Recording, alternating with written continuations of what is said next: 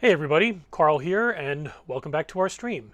Today is Saturday, November 28th, 2020, and I'd like to start off by reminding everyone that we do have a painting contest going on right now at the store. It is based around Star Wars Legion, and if you tuned in during our special bonus Thanksgiving stream, I put together, or rather I had already assembled, I painted my entry for it. The way the contest works is that you pick up a named legendary character from Star Wars Legion. You pay an additional $15 entry fee, paint up your figure, get it back to the store by Saturday, December 5th, which is 1 week from today. And then from the 6th until the 12th, we will have the various painted figures out on display for the customers of the store to take a look at, decide which they like best, and vote on them. They choose their top 3 in order, and then points are allotted based on the positioning. And at the very end, the person with the most points will end up winning the special limited edition Luke Skywalker miniature that they put out. So, pretty nice prize available. And yeah, come on in, give it a shot. So today I'm going to be painting. Gone back to Warhammer 40K. This guy that I put together last week on the stream, the Catan Shard of the Void, the Void Dragon. I almost said Void Bringer for some reason. It's one of the Necron gods in the Warhammer lore, and when they had originally announced it, I thought, holy crap, this thing looks amazing. I need to, to own this and have it on display in my house. So that's why I picked it up, and that's what I'm going to be painting today. If you look up in the corner right over there, you will see a picture of the officially painted version that Games Workshop did. I'm going to be making this a little bit different. I'm going to aim with pretty similar with the metallics on it, kind of a silvery for the body, a darker iron for the wings, the gold for the like the crown around his head. But all the parts that are green on the official one, I'm going to go with purple and pink instead, because I decided I like that. And as I've said before, whenever I've done these streams, I mean, it's your world, it's your miniature. Paint it however you'd like. So if you want to go with what the official look is, then by all means, more power to you. If you want to go with something a bit different, more power to you as well there. So that, I believe, is enough preamble. Let's get started. Now, I've got a list of the paints I'm going to be using right at the bottom of the screen here. Oops. So I attempt to point and end up hitting the model. And we will see how this goes. So I think I'm going to start by doing the main body of the shard here. So I'm going to use the Grey Knight Steel for that one. Let's shake that on up. And it's funny, despite the fact this is a much bigger figure than a bunch of the other ones that I've done, it looks like, well, it doesn't look like it. The number of colors involved in its painting, it's a lot less than some of the other ones I've done. So I've done smaller figures with a ton of different colors. This time going with one that's a little more limited in the palette, but still has some pretty cool details and stuff on it. So I'm going to end up using my base coat brush here, and let's begin. We save the detail brushes for the, appropriately enough, more detailed bits. And even though miniatures in general are fairly small, and you want to, you may be a little concerned about using a larger brush on some of the smaller pieces, you really want to save the detail brushes for the actual details, because you don't want to kind of use up their finer points.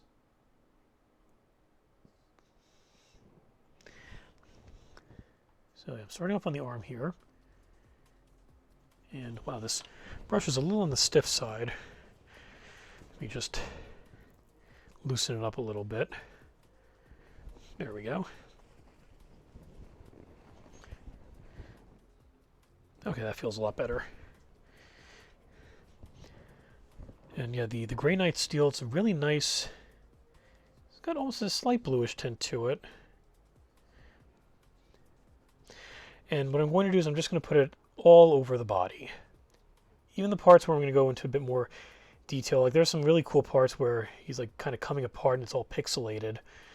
But for those, I'm still, even though the pixelation is, multicolored on the official image, and I'm going to be doing multicolors here as well, going with as I said before, purple instead of green. I'm still going to put the silver down underneath it, or rather the Grey Knight steel underneath it, just to kind of give it that metallic sheen when I put the contrast paints over. And it's looking like my camera may have frozen there. It's not so good. Let me see if I can figure out what happened. Let me take a quick bounce over to... Nope, the camera definitely froze.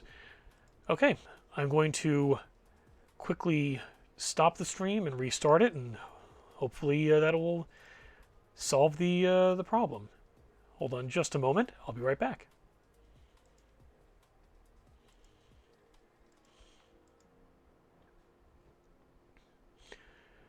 Okay, still frozen. Let's take a moment, and I'm going to restart the client. I'll be right back.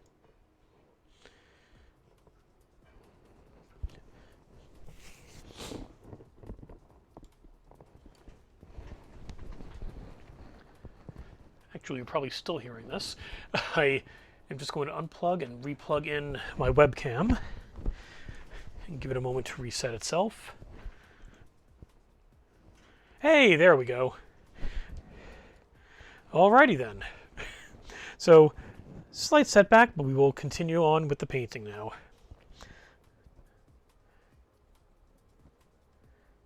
Now, I'm going to be very careful. I don't want to put too much paint on here, because I don't want to fill in and kind of overshadow the nice detail on the musculature on his body.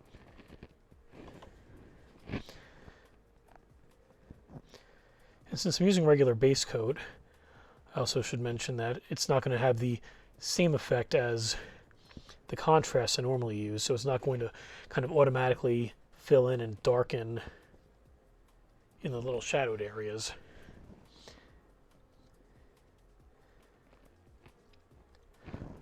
So in order to get those effects, I'm going to have to come back in a little bit later and do that manually. But I've got some plans for that.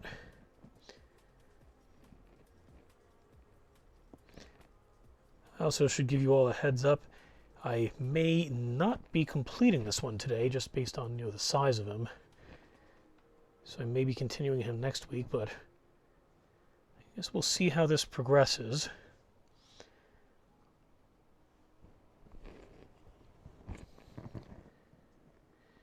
Yeah, this Grey Knight steel looks really nice. I also used this when I was painting on Thursday for the competition to highlight some of the metallic elements of that figure. And I'm not going to mention the name of which figure it is, just in case, if you're popping in, if you are nearby and you're going to pop on in the store and possibly vote on the competition, I don't want to tell you which one it was. So you can find out for yourself by looking at my past videos, because since it's still up there.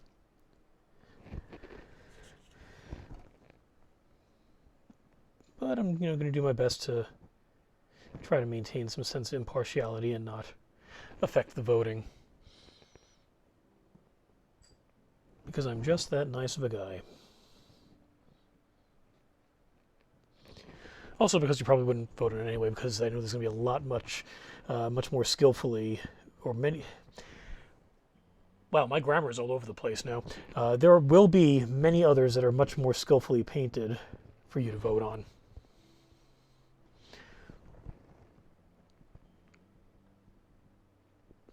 Anyway, for those of you watching, I hope you had a happy Thanksgiving.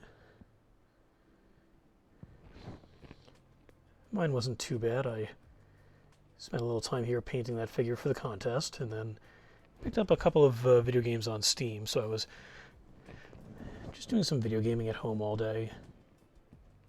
Got some Chinese food for dinner. Nice, safe day at home and a day of relaxation. Just Just very carefully going over his hand right now, because I don't want it to bleed over onto his spear.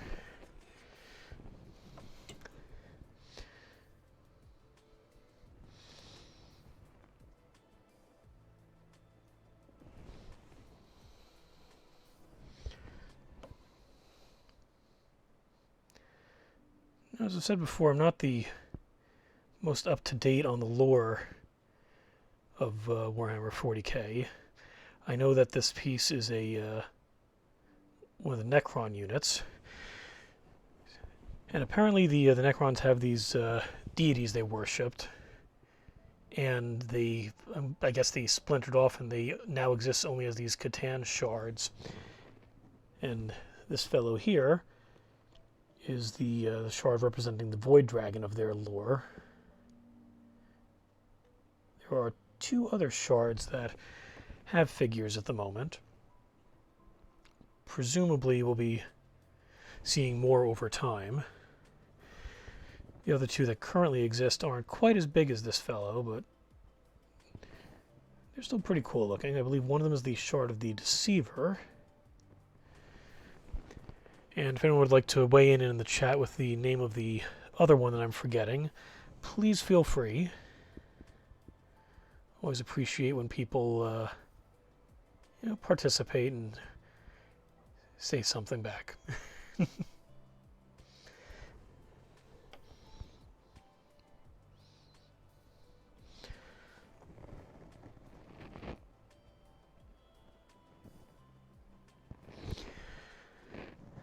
I know I always go on about how detailed GW's models are, but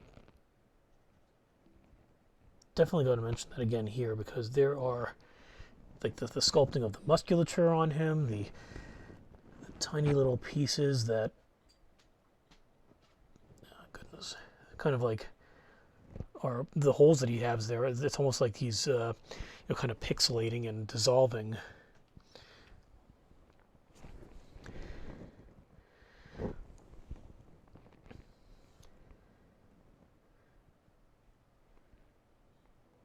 Trying to reach underneath the wings here to get onto his back. I remember after I assembled him, I was just looking at it, especially with all of the holes in his body. I was thinking, this is when I probably should have experimented with painting on the sprue and then assembling him.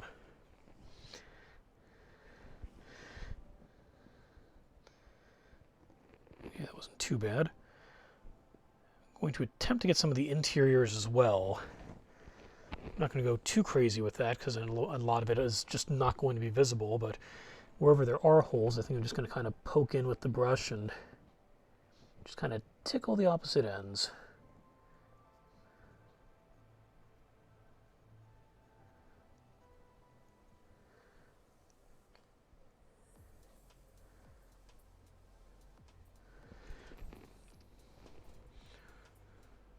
You can see it's a very, very nice shade.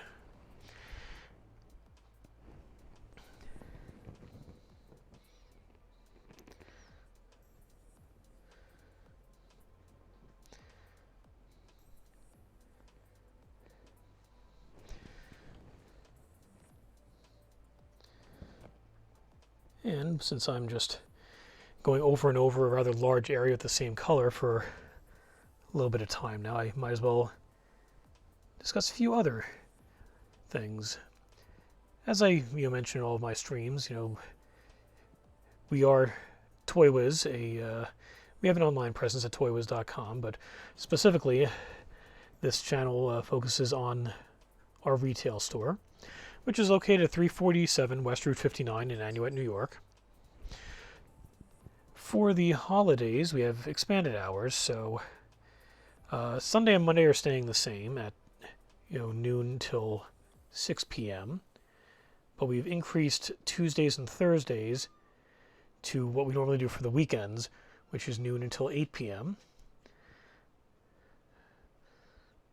My puppy and my kitten are now wandering around, and the dog Pixie is just kind of, panting and looking for attention, and Vivi, my little black cat that I just got 2 weeks ago, is being a little more vocal, meowing. So if you hear adorable little mews coming in the coming over the microphone, that's little Vivi.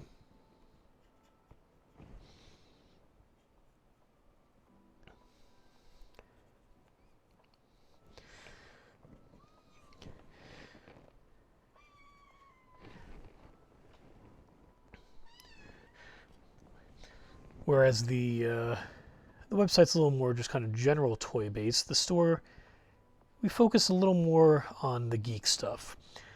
So you got your we got comic books, we've got collectible card games. Obviously, since I'm doing a miniature painting right now, we have plenty of miniatures games. Warhammer is the most popular, but Marvel Crisis Protocol has gotten very hot recently. And Lewis, our miniatures expert, has been doing some painting for one of our players, and has really been knocking it out of the park with those. So if you ever have any questions about any miniatures game, as far as how to get involved in them, what to pick up to get started, advice for your army building, come on in, speak with Lewis. He is the man. Or possibly an alien, we're not quite sure which, but he still will answer any of the questions you have that are miniatures related, and he will answer them well. If you're looking for something we don't have, then he will be able to find out if we can order it, and if we can, he will order it for you.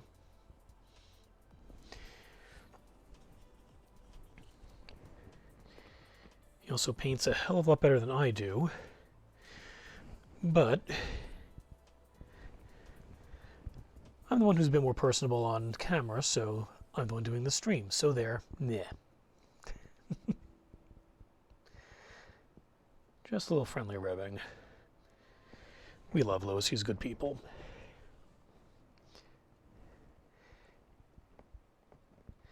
And as far as your geekdom goes, if you're into other things, let's say comics, for example, I am the primary comic guy at the store, so any comic questions you have, I'm the one to speak to. I am currently in Mondays, Tuesdays, and Wednesdays, because those are the main comic days, A, for receiving our shipment, and then B, for Wednesday being the actual release for the comics. And I can assist you with any of that. All of us can help out with anything, but we all have our specialties that we focus on.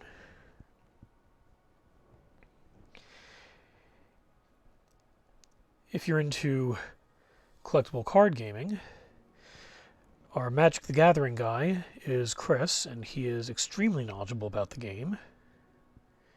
As is Lewis, as is Josh, who's also very knowledgeable about Magic. And the two of them, Chris and Josh, have done multiple tournaments. Josh has a tendency to finish a little bit better than Chris, but Chris has a little better kind of general overall knowledge. But it'd be fun to see the two of them duke it out over who knows more.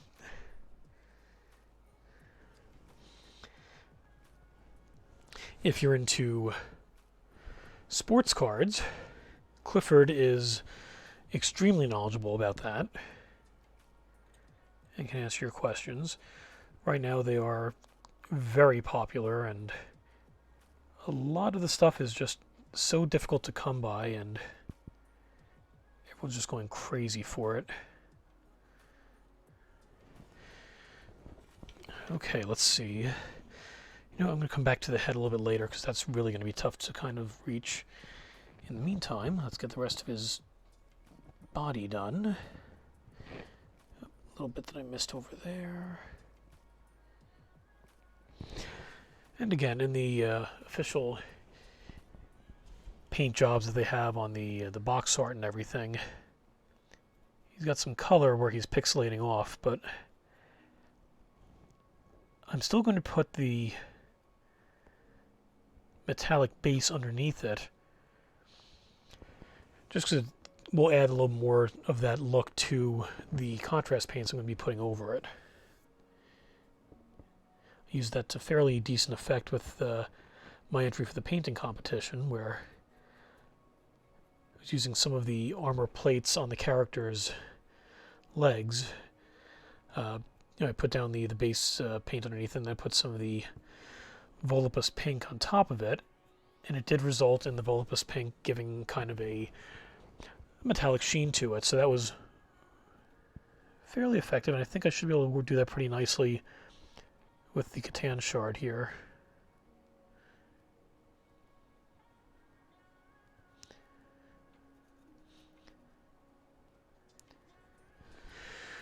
Okay.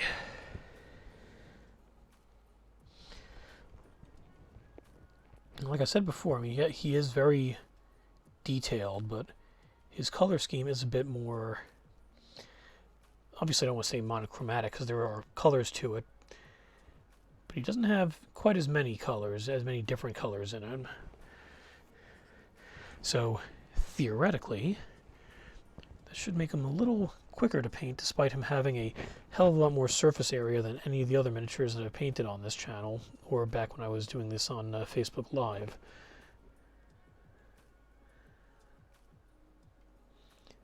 And let's get his toes in there.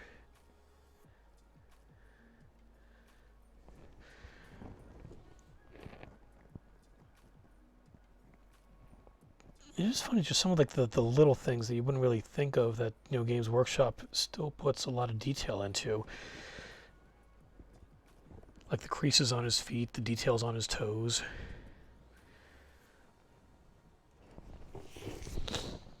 Not really something people are going to pay as much attention to, but Games Workshop still did when they sculpted this mini.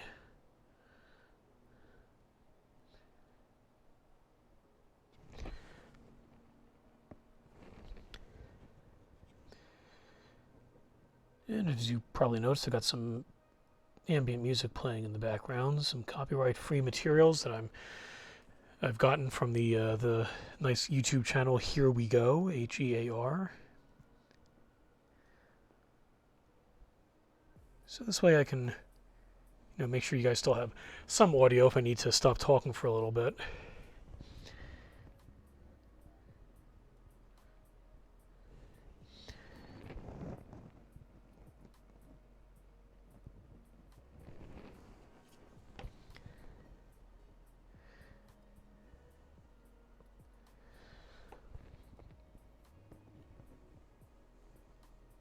Getting on in there on his throat, which even his throat, you know, the tendons and muscles in there are all very carefully sculpted and detailed.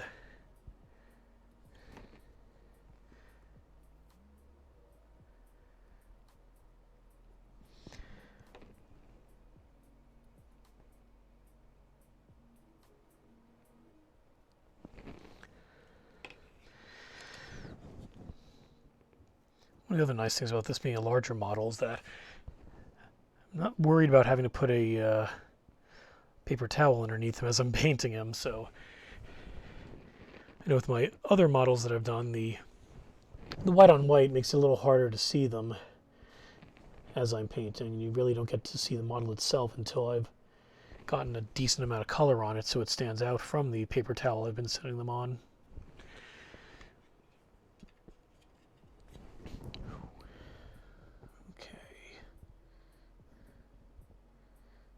Got his exposed heart in there, so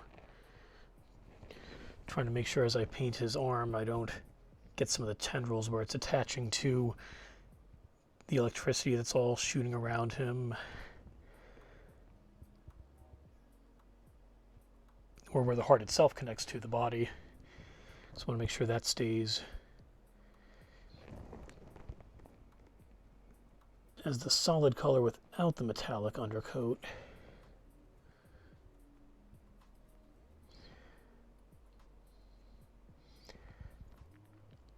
Now that having been said, and again, I know it's inside where nobody's going to see it, but I am going to try to just go in a little bit with the brush and get some of the undersides of his outer shell. Just to try to give it a little more je ne sais quoi. Yeah, I had no idea what word I was looking for there. Thankfully, we have the term je ne sais quoi, which literally means I don't know what.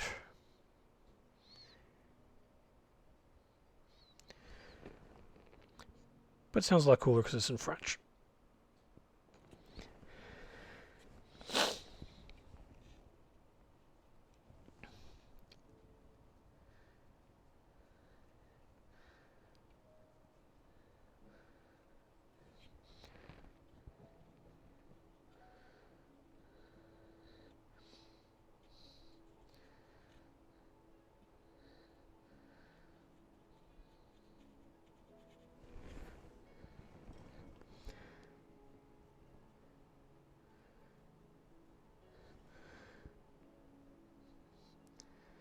Anyway, I hope you're enjoying the ambient music. I can't hear it very well myself because I got my speakers turned way down to avoid getting some feedback loops going.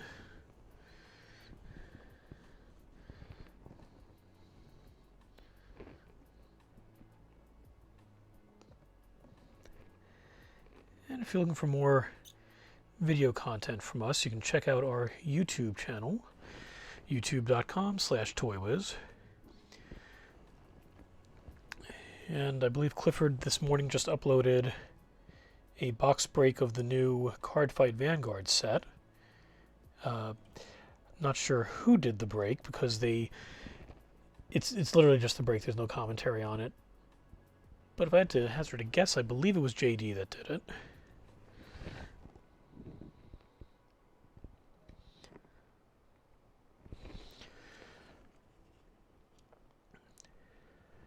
Starting to look kind of Silver Surfer-ish. There have been some really cool, if you look online, you can find some people that painted this guy up like Dr. Manhattan.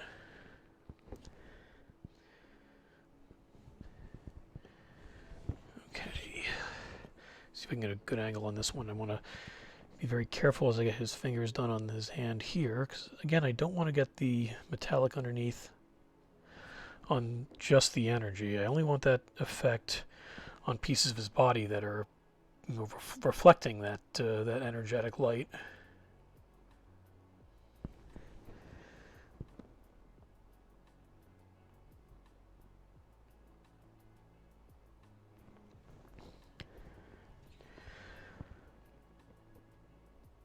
So as I'm continuing with this, let's go back to talking comics for a little bit, just because that's my area of expertise. Although as I've mentioned plenty of times on these streams, I do very much enjoy painting miniatures because they look cool and it's relaxing. Usually relaxing. Sometimes it gets a little tense if I'm worried I'm going to mess up on a detailed bit. But the brand new previews catalog came out this past week, which means I put together another one of our newsletters, which you can actually see it if you go to our Twitter account, twitter.com/ToyWizStore. You can find a link to the newsletter, and if you can actually click on it as well and subscribe to it so you'll get it in your email inbox. But yeah, every month we get our new previews magazine, which tells us what new comic books are on the schedule for about 2 months later on. And one in particular that was in this book happened to tickle me quite a bit because I really liked the concept. And it's a book that's coming out, published by Image, who's very big with creator-owned material.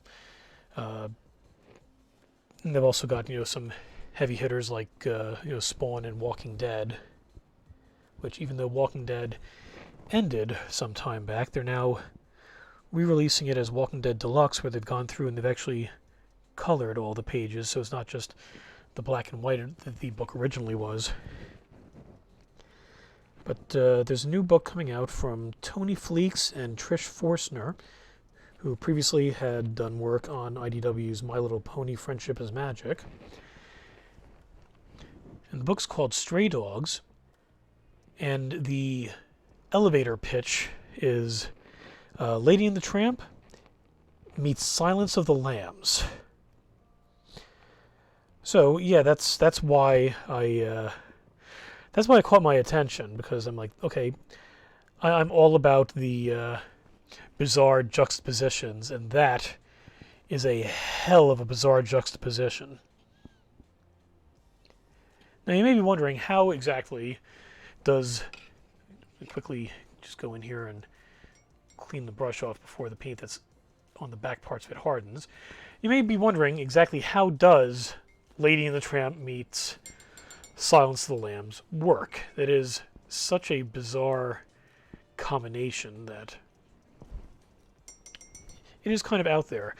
And the way it works is fairly brilliant. So you've got, at its base, it's a talking animal adventure where you've got a bunch of these dogs that all live together in the house of their master, who took them in and feeds them and treats them very well and everything. But the catch is, dogs don't exactly have a very good long-term memory. So we're also getting some shades of Memento in here. And because they don't have a very good memory, they've all kind of forgotten that the master that they're living with wasn't their original owner, and that he essentially took them in as trophies after killing their original owners because he's a serial killer. And there's your Silence of the Lambs. So you've got the dogs slowly coming to remember their old families and realizing that they're in a, for all that he's been treating them fairly well, they are in a bit of a predicament because they are living with a killer.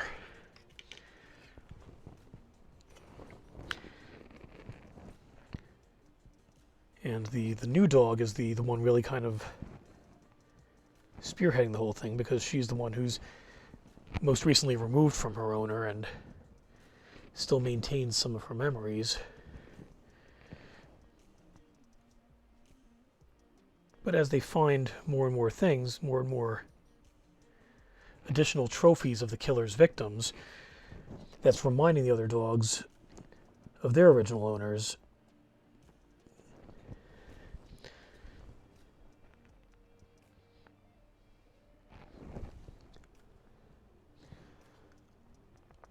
So when I originally had seen that, I posted up on the store's Twitter account. I let everybody know about it, told them that we'd be ordering it, they could pre-order it. And I made sure to tag the writer and artist in the post. Well, I got responses from both Tony and Trish, just liking the post. But Tony also was nice enough to actually send me PDF files of the first 3 issues, so I could see how it is, in practice instead of just in concept. And gotta say, definitely liked it. Some elements do get a little rough, no pun intended. But when I say that they're rough, I don't mean from like a writing standpoint. I mean it more from a matter of, as an animal lover, it was a little difficult to get through some of what happens. I won't go into specifics because obviously I don't want to spoil things. I'd like you to read the book and find out things for yourself, but definitely an interesting one to check out. So if you are into comics and if you like bizarre crossover themes, feel free to, even if you're not in the area of the store and you can't pop in and pre-order it with us there, I do have them listed up on ToyWiz.com, so you can pre-order either of the 2 covers for the first issue.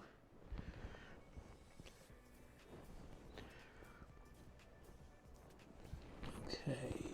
Still got to get in there a little bit on the back side. Underneath this weird spinal scarab thing he's got going there. Okay. Now, let's see if I can get around some of the little bits on top and get to his head.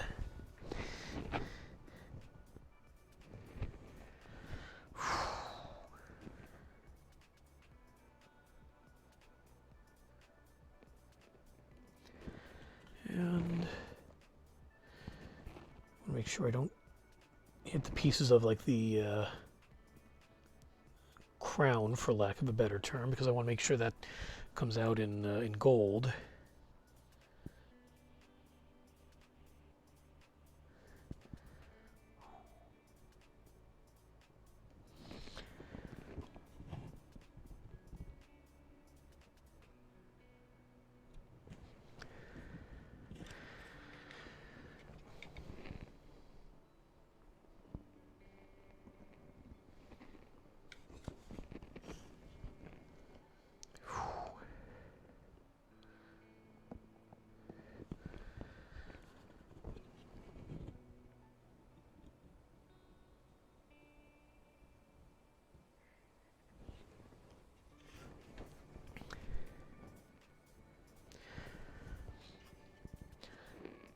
And as I'm very carefully messing around with this here, let's talk about another odd crossover concept comic.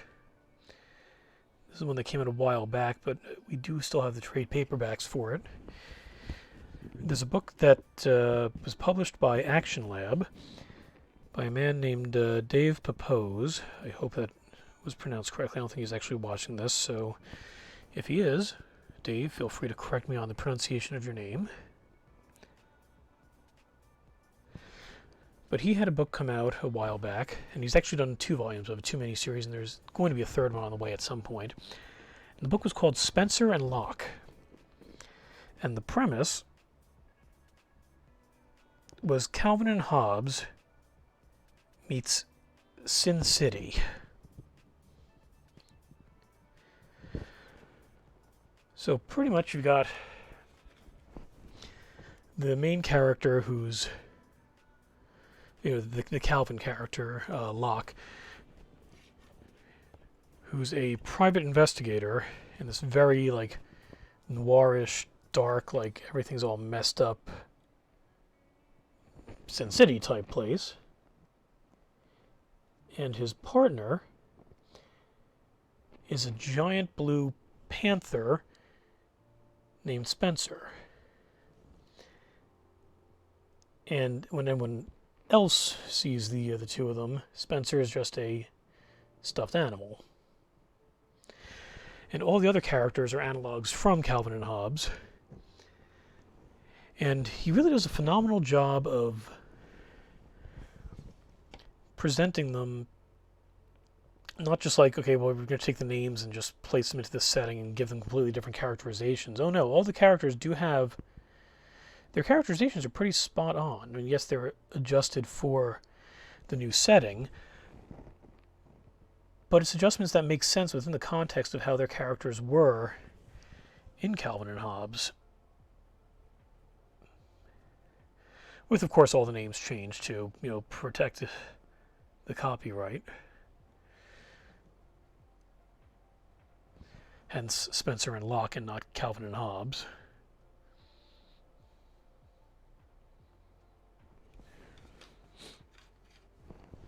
Okay, almost done with this color.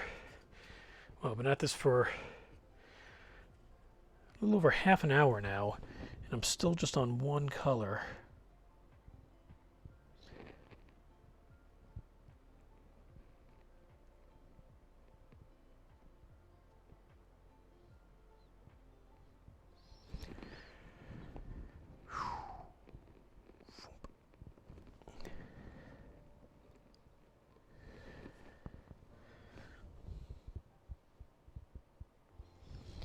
Well, like I said before, this is a very detailed and very big piece, so even though there aren't a lot of colors, still a lot of surface area that needs to be covered with them.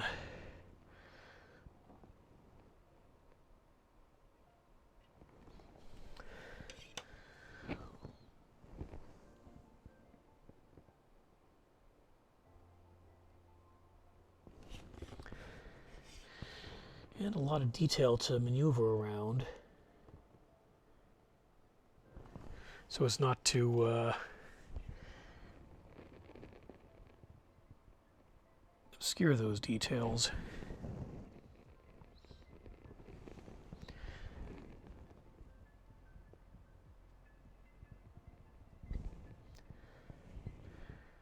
Okay, I think let's get a little bit in there behind the energy onk that makes up his face, or lack thereof. Okay, I think we are all set with the Grey Knight steel. As always, I can come back to it later on if need be. So, I get a little bit in there with the finger. I kind of missed a tiny speck. I am very particular, which is both a help and a hindrance when dealing with tiny detailed models like these. Alrighty, whew. Well, that only took just under 40 minutes to do one color. I think next what I'm going to do is I'm going to go on to the Retributor armor. I don't know why I was about to say Balthazar Gold. The Retributor armor, which is going to take care of his crown up top there. And then I'm going to move on to the Iron Warriors for his wings and the little spinal bit on the bottom.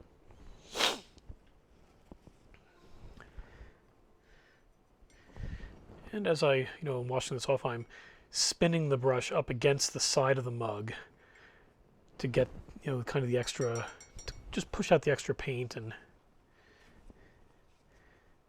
try to maintain a decent tip on this.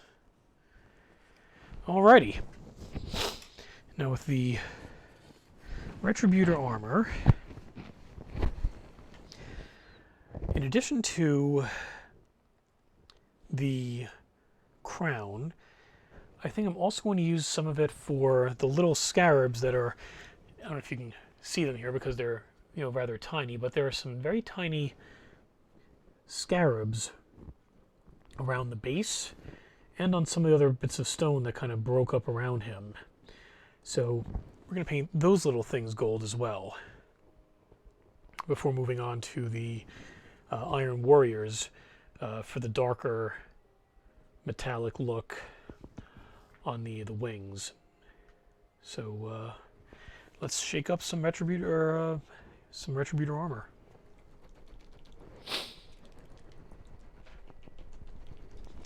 Get it nice and mixed.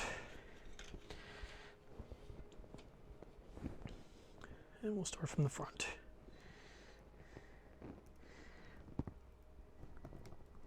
Okay, yep. Fresh pot of paint, so I just got to break the plastic on it.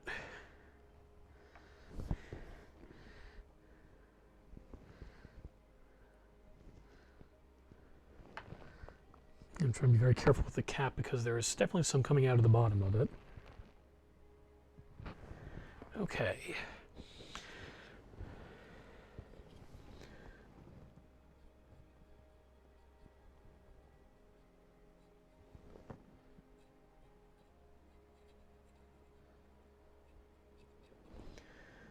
Starting off with the tips on top here.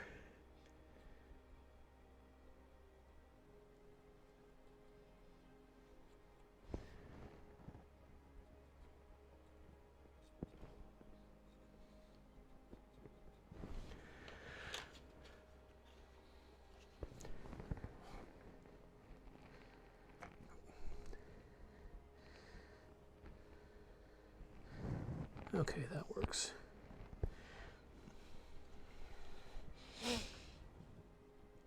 Just gotta be careful as I'm going down, because there are parts where it's kind of, it's got some more stonish bits that are going to be done in Shaiish purple. So I want to make sure I don't go over that, because I want to try to keep that, kind of clean and just be the purple, and just kind of get a different effect. Then I'm going to be going with the purple I put over the what was it, Grey Knight steel that I did earlier, where it's going to be more metallic. I want to avoid having that metallic look on the bits that kind of etch into the crown.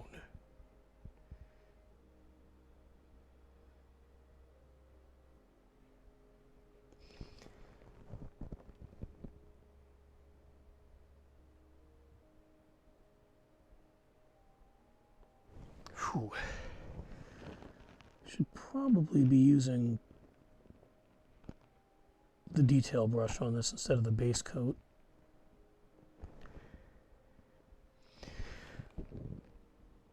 But I'm not.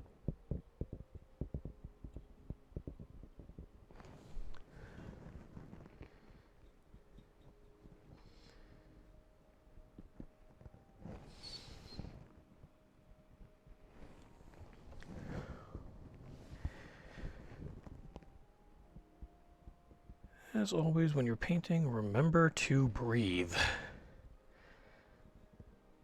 If you're anything like me, then sometimes when you're working on the more careful, detailed stuff, you get a little concerned and kind of hold your breath.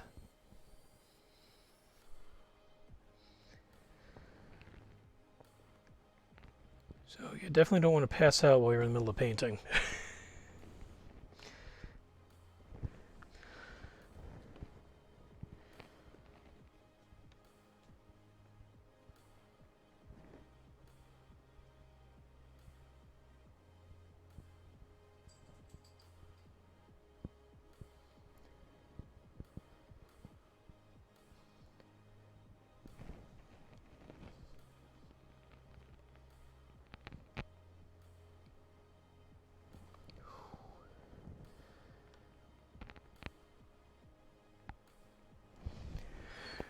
Oh boy.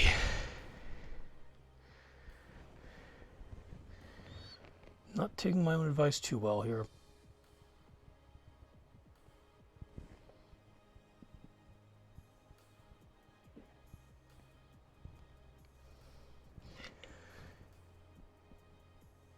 Certainly trying to, though.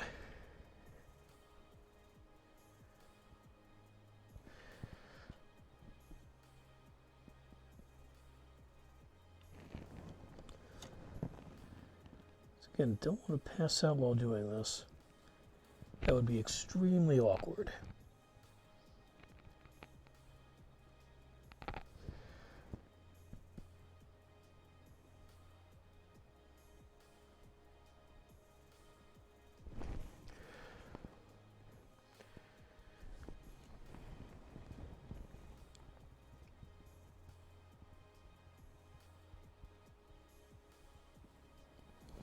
Whew.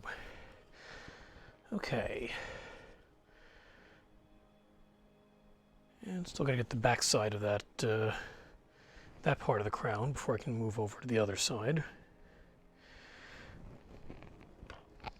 With so many pieces all overlapping each other here, it's definitely a little on the tougher side getting on in there.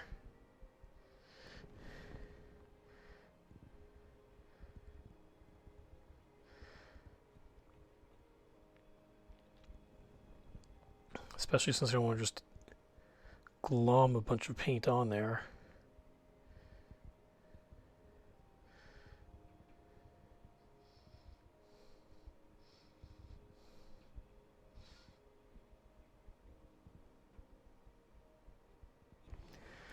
Okay.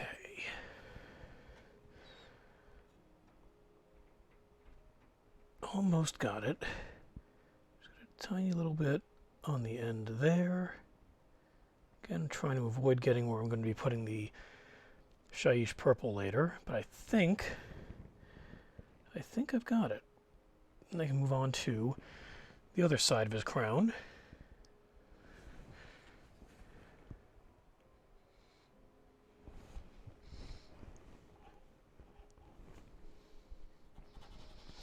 Yep, and I got some paint on my desk. Let's see if we can get that up before it fully sets. Oh, that's not working out too well.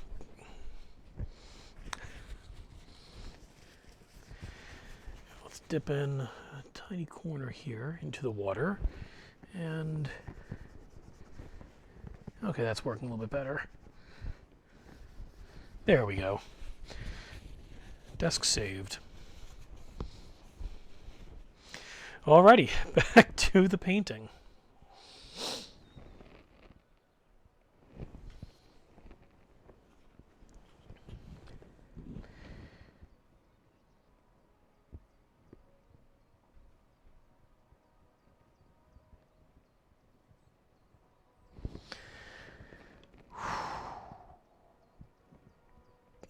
Deep breaths. Nice and careful.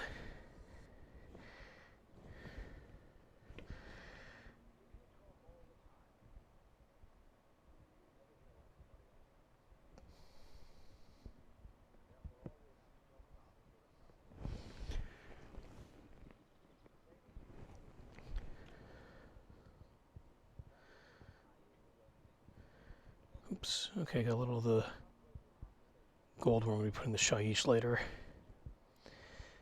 Not the end of the world.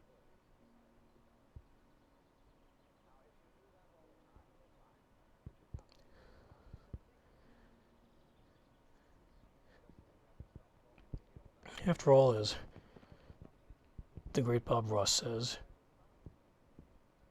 or said, I suppose, we don't make mistakes, just happy accidents.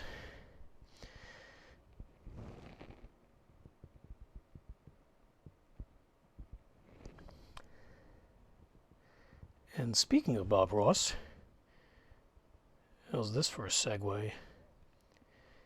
If you happen to be a fan of Magic the Gathering, Wizards of the Coast, you're probably aware, have these what they call secret lair drops, where they put out special limited edition print to order cards, only available for a very limited time. Like, they only have the ordering window up for maybe 24 hours. And on Monday, November 30th, to celebrate the first anniversary of the secret lair drops, they've got, I believe, 3 different themes coming out.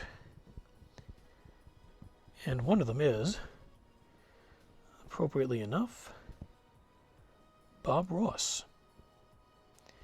The Happy Little Gathering set features 2 of each basic land type, and each of them contains artwork from the late great Bob Ross. So if you ever wanted to have a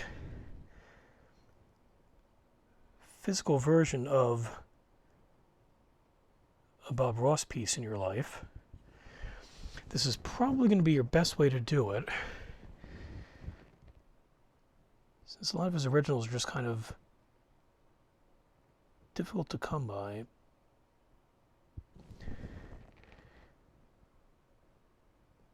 After his shows, he would donate them to charity, or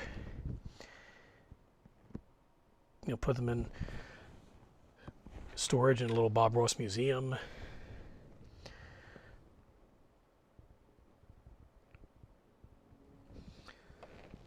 So the few original Bob Ross full paintings that are out there are fairly expensive, if you can even find them.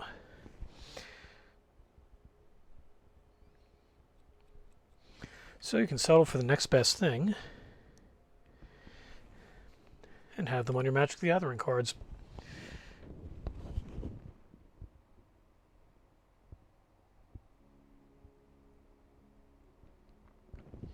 Now, because it's part of the secret lair drop, this one we're not going to have in the store, but we have in the past picked up a few of the other ones, including the original batch of secret lairs. So if you're looking for some of the older ones, you can actually find some at ToyWiz. We do still have the special limited edition one they did that was only available in direct market local game stores, which contain the enemy color fetch lands from Zendikar with alternate artwork. So we've got that one too. But if you missed the boat on the original Thoughtseize one that they did, or what were some of the other ones? The whole Goblin one they put out. We have some of those as well.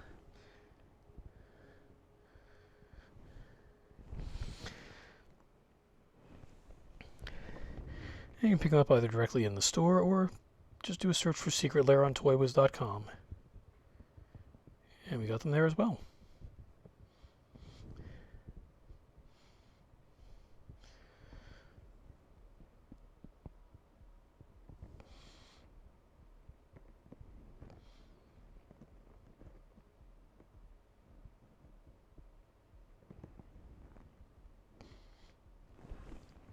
Okay. Next we got his little pharaoh beard there.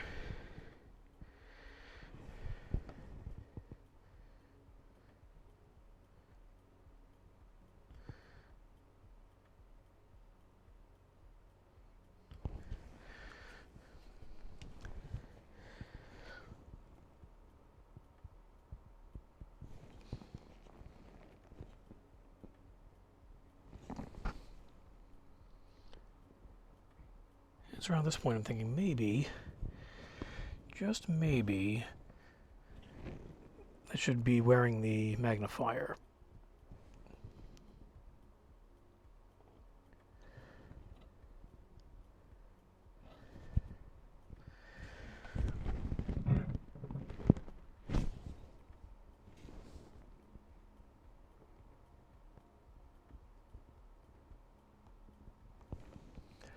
Oops, got a little bit on his chest there, but it's not too bad. Okay.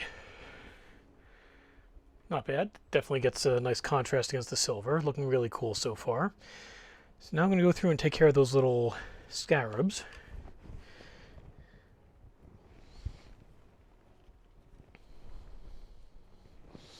And we got one down here.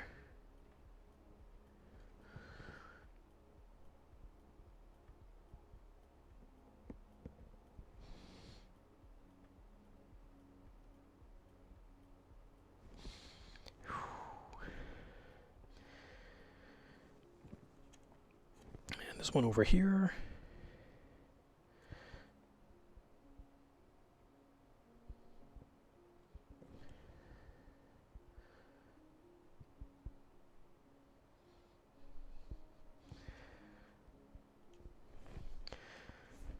And we got another one over here.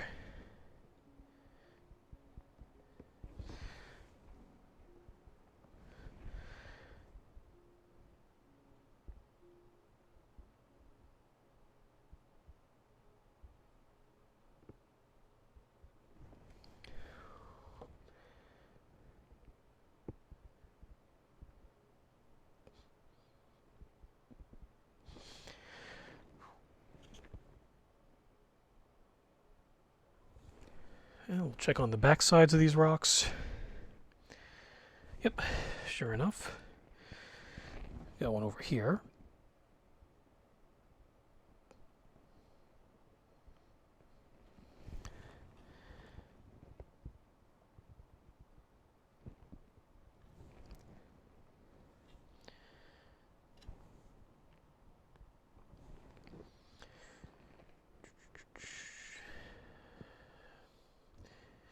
And there's another one on that flying rock. I know there are a few more on the base too. I just want to get the ones on the flying rocks first.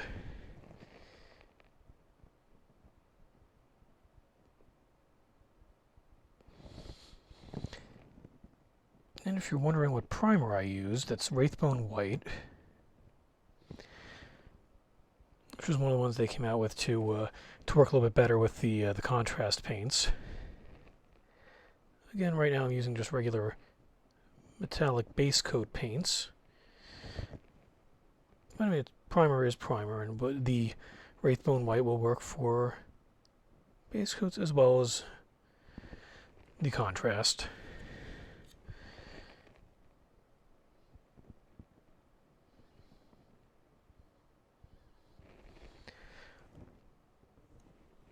Oh my, a lot of these little scarabs on the ground. A little fella right over here. One inside there. Another one out here.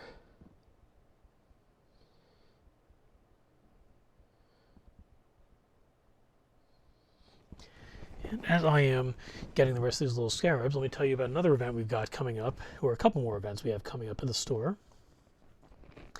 Next Saturday, December 5th, we have a representative from JSA coming into the store, and he will be able to authenticate autographs for you. So if you have a sports card that somebody had signed, not like one of those like autographs you pull out of a pack, but one that somebody had actually, you had actually gone to a signing, or if you picked one up online that somebody had signed, they'll be able to authenticate that, yes, indeed, that is an official autograph from whoever the heck it was that signed it.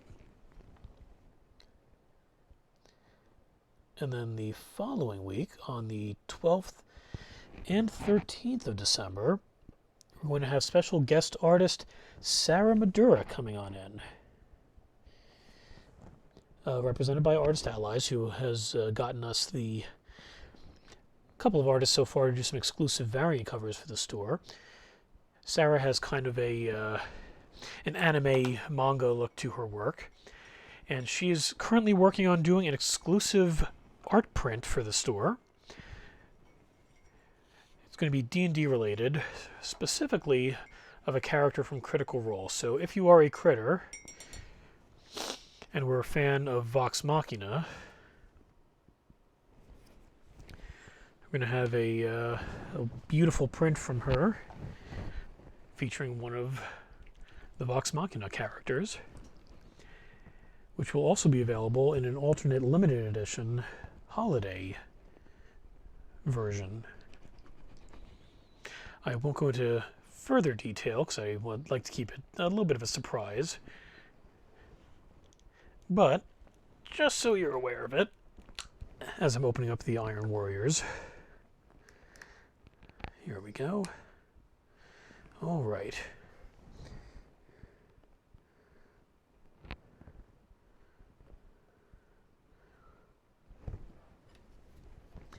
Now this is a much darker steel look. Incidentally, you can see the silver darkened quite a bit as it's dried. This is more of just like a regular like dark steel. We're going to use that for these wings.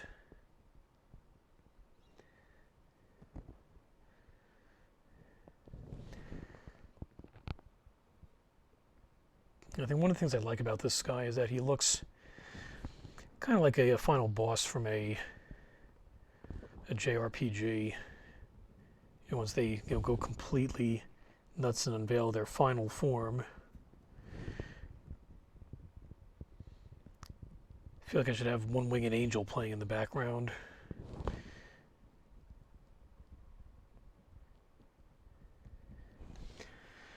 Est was inferis me venti Sephiroth. Do do do do.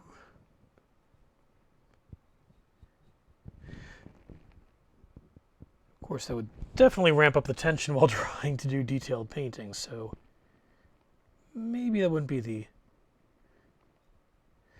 best song to be playing, but if you have a game going on, you drop this guy on the battlefield when you're fighting against the Space Marines or whatever, that would be a good time to pop that on.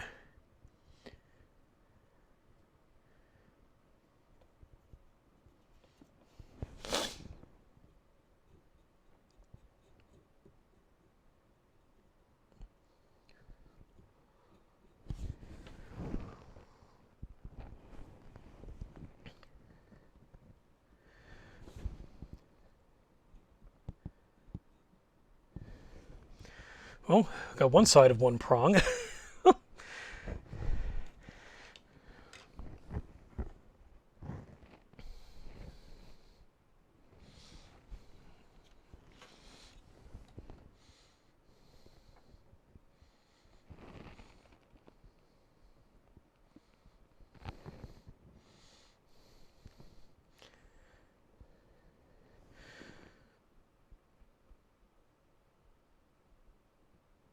And I think, on the subject of music, that our nice little ambient chill soundtrack has stopped playing. So, as soon as I'm done with this prong of the wing, you quickly pop back over to YouTube and resume play.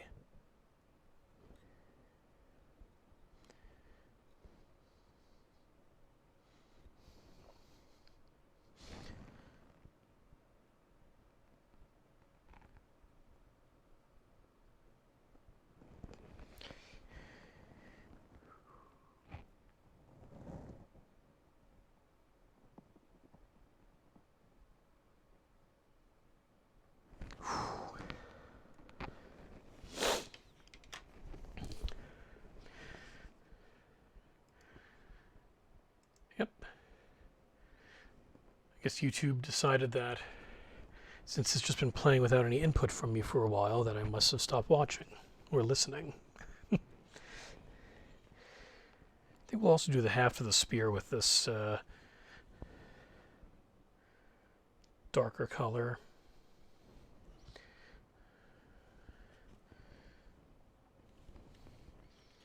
And then maybe I'll put a little of the, I'll go back to the Grey Knights and go over it to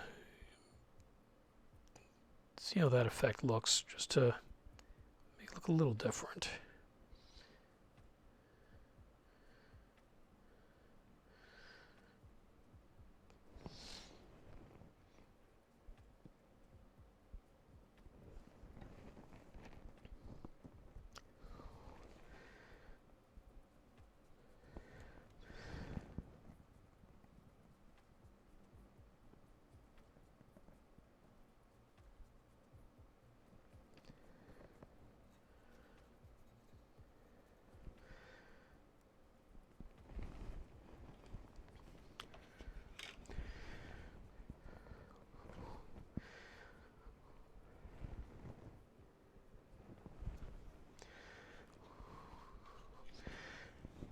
Of course, because I was mentioning earlier, I now have one winged angel stuck in my head.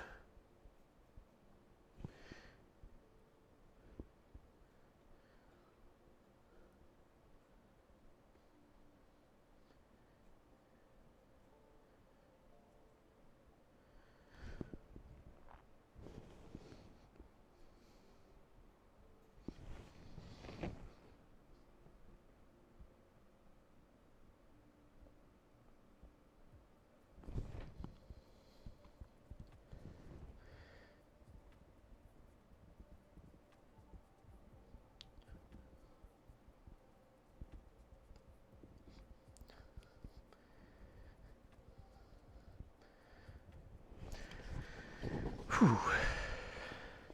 And I want to make sure I don't, glob this on, so I'm trying to spread out the paint that I am putting on here.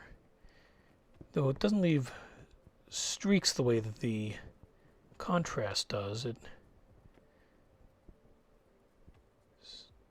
still becomes visible when you have like lumps of paint on there because you put too much in.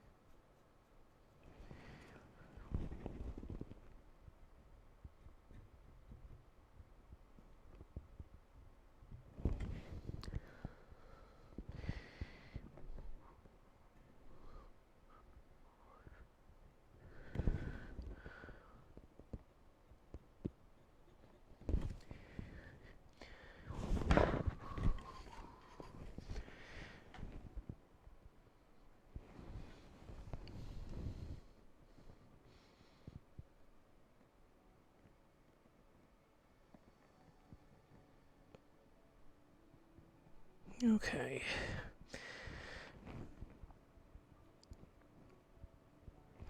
So much surface area to cover.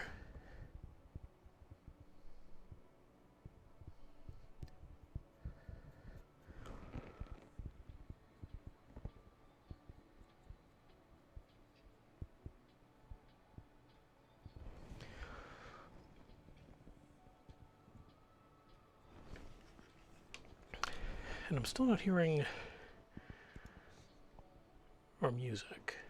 Then again, I do have my... Oh, that's why. Got the my speakers turned down a little bit because I don't want to be, like I mentioned before, don't want to end up with any feedback loops going on. So that's why I wasn't hearing it, but at least it's there.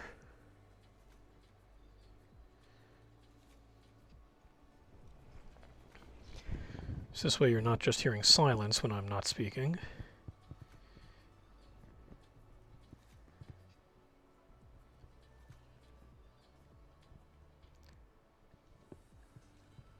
It's definitely a little on the difficult side, just talking and talking and talking for hours on end. And I like to make sure you guys are entertained as you check in to watch me paint.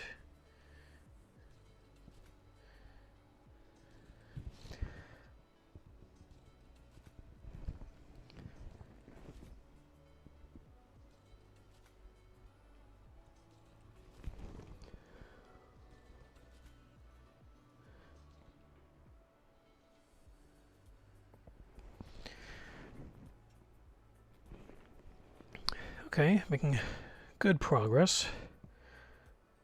Almost done with the first wing. Then I've still got the scarab and the spinal thing on the back. And I just had a thought.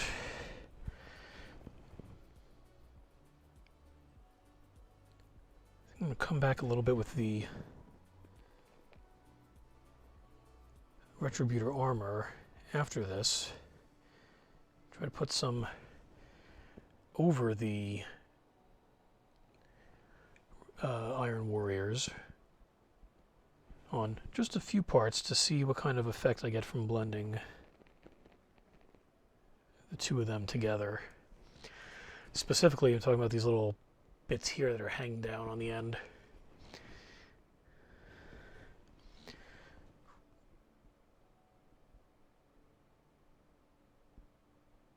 Thankfully, I'm on these. As I get closer to the base of the wings, the prongs become smaller, so they're a little bit faster to get through.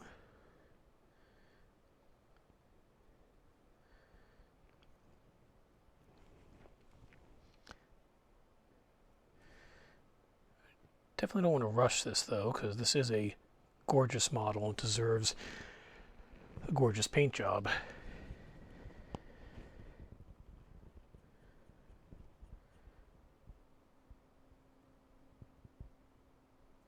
I think I'm giving it a decent start.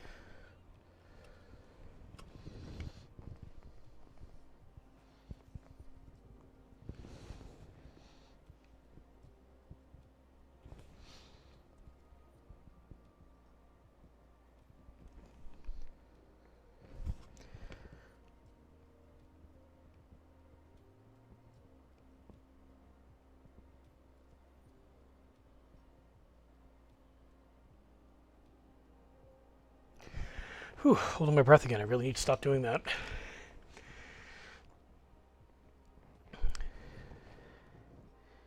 Even on these bigger parts, there's still so much tiny detail, and I'm so afraid of accidentally covering it up when I really want to be able to let it, you know, kind of shine through.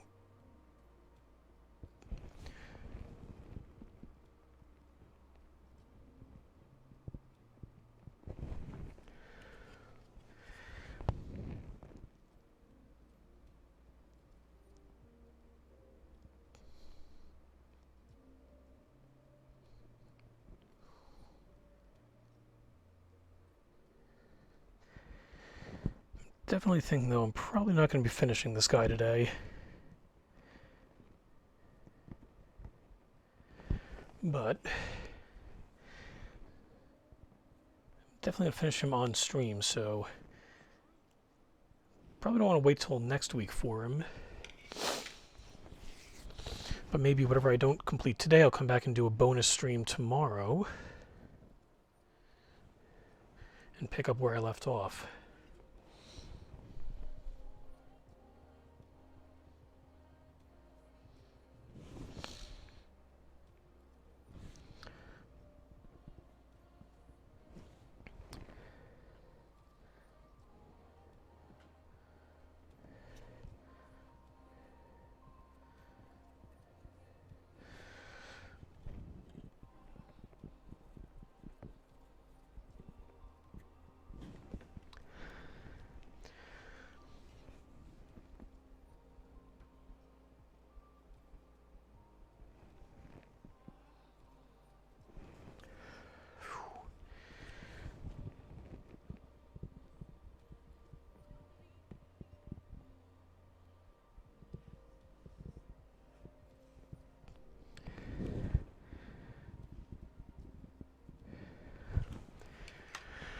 Oh boy.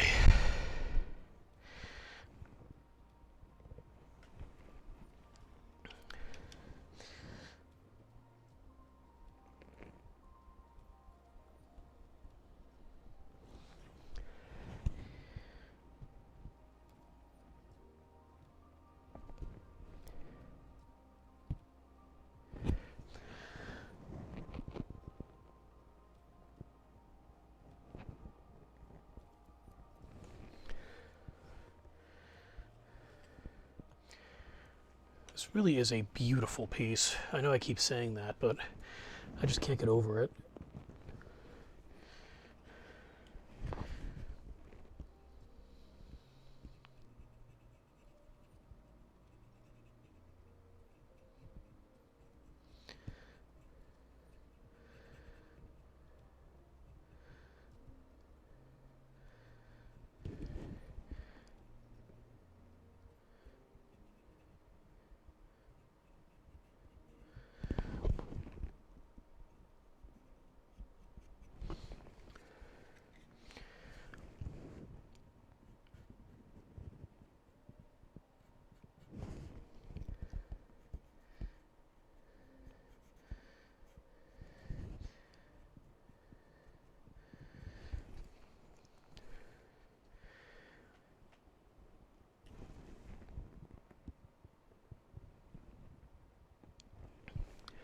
It's drawing very nicely too. Oddly enough, it seems to, maybe it's just me, but it looks like it's drawing a little bit lighter instead of darker. Which works out well because it is applying very dark.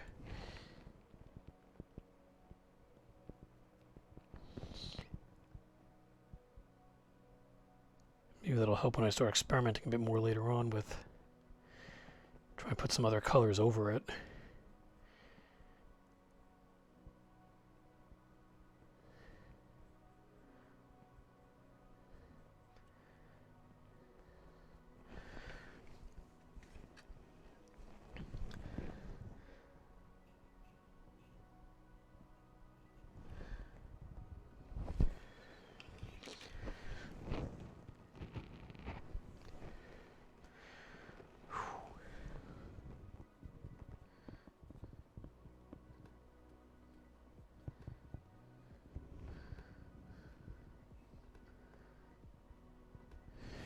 Nice way to spend a Saturday morning and afternoon, just kind of relaxing and just letting your brush just dance over the plastic.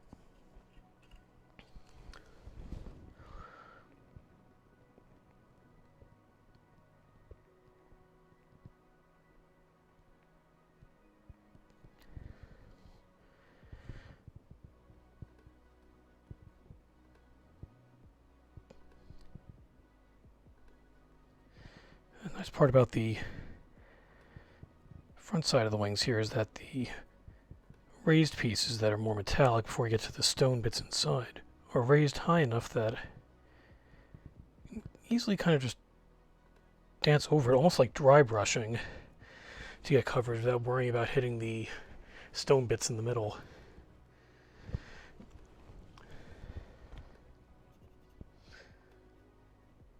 I definitely wouldn't do that when you first load the brush up with paint, because if you have more paint on there, it's still going to find ways to get into those holes, but definitely a nice way to kind of cheat around once you have a little less paint on the brush.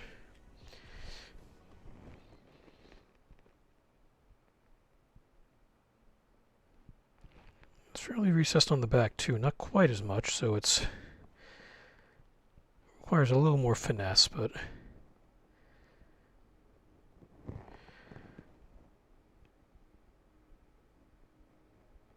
still a little easier than some of the other pieces.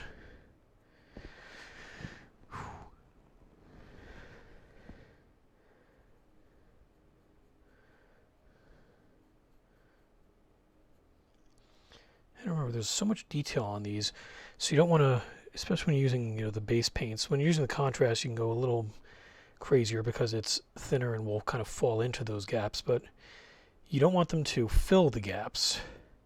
You still want to be able to see them.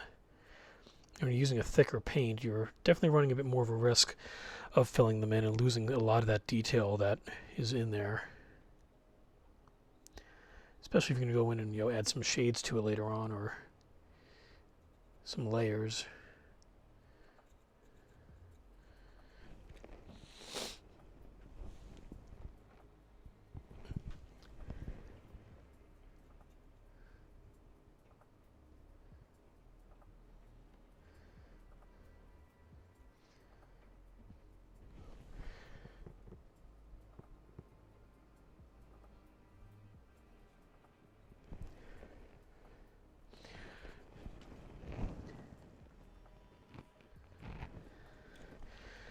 We got some more clouds coming in, so it's gotten a little bit darker in here.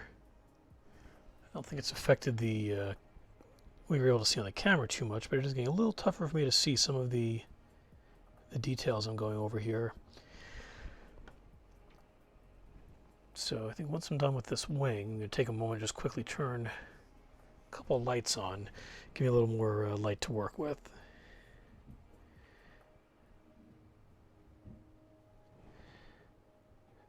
Since the sun's not playing nice today,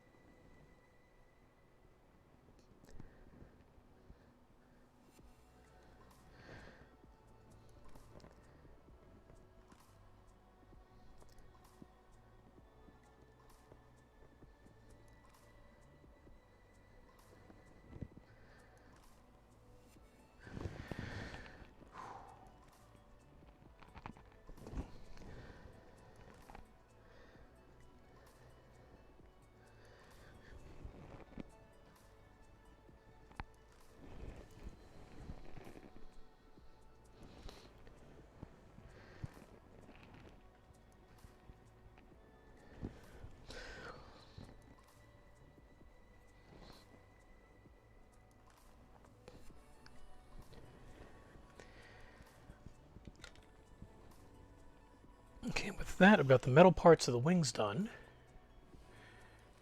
Next, we're just going to need to put the some color in there on the lightning. So, but before I'm done with the Iron Warriors, I still have to do the scarab, the tail, and then the haft of the spear. I'm actually going to do the entire spear. You know what? I think I'm going to come back with the Grey Knight steel and do the rest of the spear in that, and then I'll go over that with some of the contrast paints. So what I'm going to do, since I've been at this for an hour and a half now, is I'm going to take a brief break to get something to drink and to get some more light in here. So if I can beg your indulgence, when I return, I'm still going to be using the Iron Warriors before going back to the Grey Knight steel. And we'll pick up where I left off. So yeah, just going to be a couple minutes, not too long. I'll leave the paints recapped just to make sure that they don't dry out. And I'll be back with you momentarily.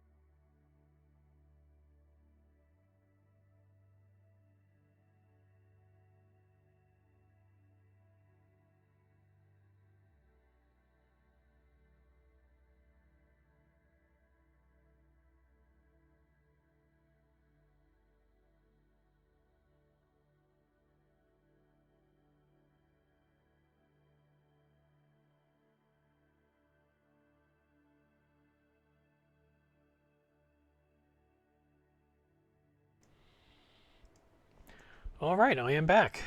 Got myself some seltzer And, oh, and I now have a kitten in my lap. So, yeah, everybody meet Vivi. Vivi, good. You said hi to everyone. You can, ow, ow, ow, ow, ow, ow. Claws. Now he's down. Alrighty. Let's get back to the painting. Hopefully sans cat. I'm sorry, Vivi. I know you want some attention, but don't worry. Daddy will play with you again a little bit later. I know, silly boy. I know.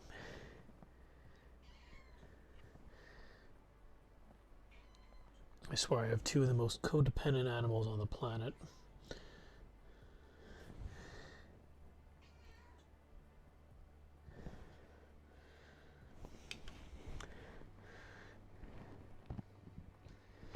It's funny, when I first brought Vivi home 2 weeks ago, he was so shy. And the place I adopted him from, they had warned me, you know, he's a very shy cat. They asked me if I had experience with shy cats in the past, and I told them yes, I did. So I was expecting him to still be hiding for a while longer, but it only took him a couple of days before he warmed up and decided to come on out and be part of the household. He's already got Pixie, my 50-pound border collie, you know, doing his bidding. And every time I'm at the computer, he jumps on up into my lap to see what's going on.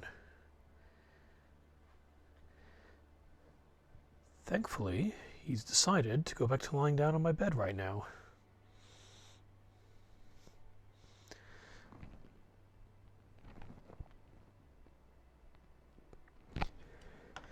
So we don't need to worry about him getting into the paint or into the Catan Shard of the Void Dragon. I think if we got any paint on him, I don't think it would be too noticeable. He is a pitch black cat, so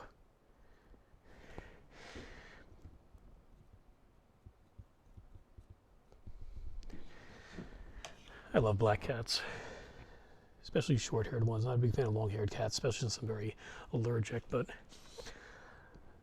poor little guys tend not to be adopted as much as others, just because, you know, people are superstitious. They think that the black cats are bad luck or tools of witches or stuff that you wouldn't think would still be an issue in, I was going to say in 2020, but frankly the way this year's been, that wouldn't necessarily be a surprise, but I should say in the 21st century, you think we'd have moved beyond that, but unfortunately a lot of them, there's still a lot of fear just because they have dark fur and people think they're unlucky. So if you are looking to give a kitty a home, definitely consider adopting a little black cat. They need a little more love than the others. On the subject of adoption, I'm going to give a little shout out to Tabby's place in Ringo's, New Jersey. It's the place that I got little Vivi there from. And in case you're wondering, yes, the name Vivi does come from Final Fantasy IX, the archetypal black mage character. And also the secondary reason why I wanted to adopt a little black cat with big yellow eyes. But yeah, Tabby's place is in central Jersey in a small town called Ringo's, in the vicinity of Lawrenceville. I think it's over in the general vicinity of Edison, so I think Fort Dix is in that area. At least when I did a Google Maps search for Arby's nearby, that's the one in Fort Dix popped up as being only a couple miles away. So if you are looking to get a new pet, always consider adopting instead of shopping. There are so many poor animals that just kind of get left aside and abandoned, and there are plenty of good people that, you know, do their best to take them in and prepare them and try to find forever homes as they act as little intermediaries until such a time can be found. And Tabby's place is one of those places. You know, they're wonderful. They've got a nice little building with a bunch of rooms with tons of toys for the cats to pop on in when they're, you know, being brought in from their foster families and waiting to go to their forever homes. And my good friend Jessica Hand, who I met back in college at William Patterson University, she works with them. She's always had a soft spot for animals. And I believe that another friend of mine from William Patterson, Chrissy Giovanelli, also works with them periodically. And they're good people. They care about animals. They can help you out. They'll check in, you know, after the adoption to make sure everything's going well.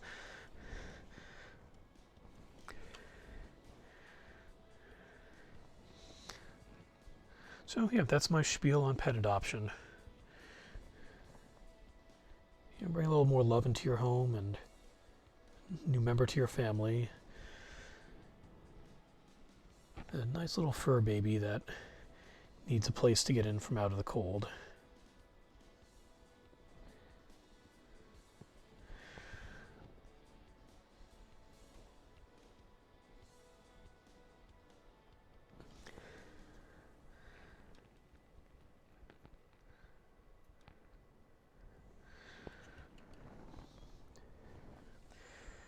Okay, so I've moved on now to... The scarab was pretty easy because he was just kind of sitting up there. But I moved down now to the little spine ridge that comes out of the back of it.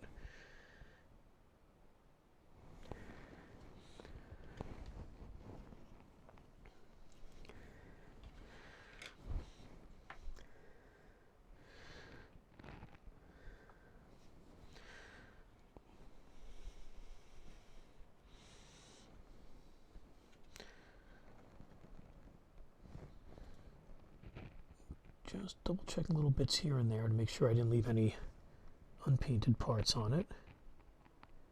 I know I said before the break that I was going to go with the more silvery color, the Grey Knight steel for the haft of the spear, but I'm thinking what I'm going to do is I'm going to go with my initial plan of sticking with this Iron Warriors, but then I'm going to go and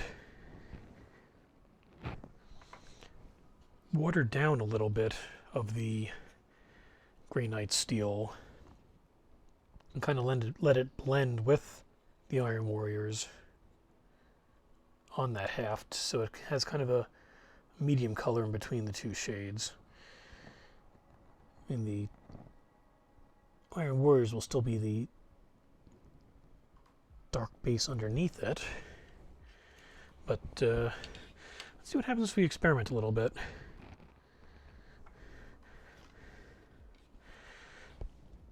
But first, let's look at this gigantic spinal column, so work my way down there.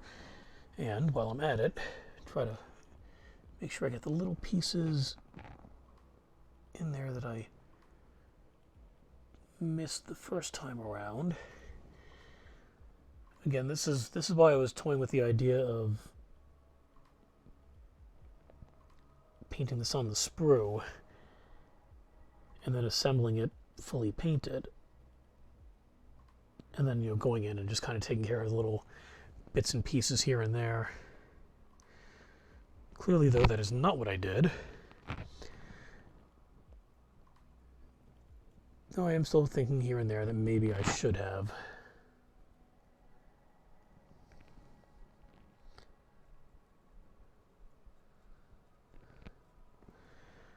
Okay, not too bad.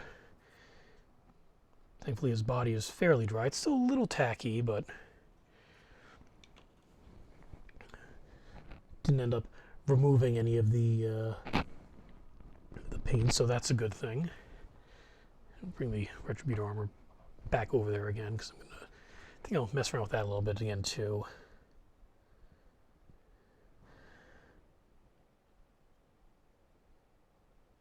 So one thing I'm definitely going to do, even if I do decide to split this up into 2 streams and finish painting them tomorrow, I at least want to get the metallics out of the way today.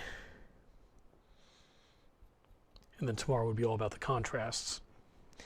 If that's what I end up doing. I guess only time will tell.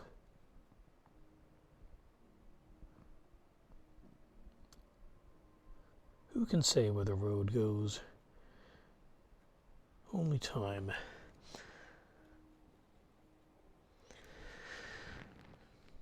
And yes, I am a fan of Enya.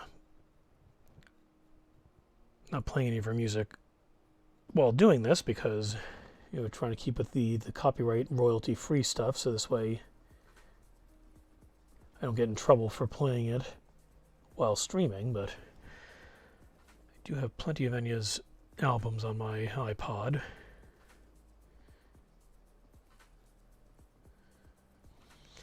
And yes, I still use an iPod. I don't use Spotify or... Actually, even my phone is a Android device, not an Apple one. Actually, I shouldn't say I don't use Spotify, because I do use it for podcasts every once in a while. Not too frequently, because I usually use the Google Podcast app for the podcasts I listen to. But there was one podcast that I did subscribe to Spotify to listen to, because otherwise on the other programs, it was a Spotify original, and it did show up on other streaming apps, but if you wanted to listen to it all at once, you had to get Spotify, otherwise you had to wait as they released new installments week by week. But the podcast was called Wind of Change, and it was about this conspiracy theory that the song Wind of Change by the Scorpions, which was extremely popular in the 90s, I guess, late 80s into the 90s. I can't remember exactly what year it was in. But the conspiracy is that that song, which was about the fall of the Berlin Wall and the end of the Cold War, was actually part of a CIA plot using, popular music and pop culture to kind of sway some minds towards the U.S.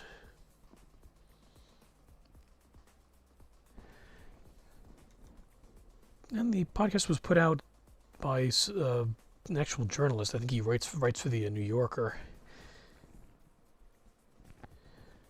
And when it was done, he never ended up getting a definitive answer, though he did end up speaking with the lead singer of the Scorpions, who also wrote the song. But it was entertaining. And after I had listened to that first episode on the Google Podcast app, I'm like, yeah, I got to listen to all this at once. And I did.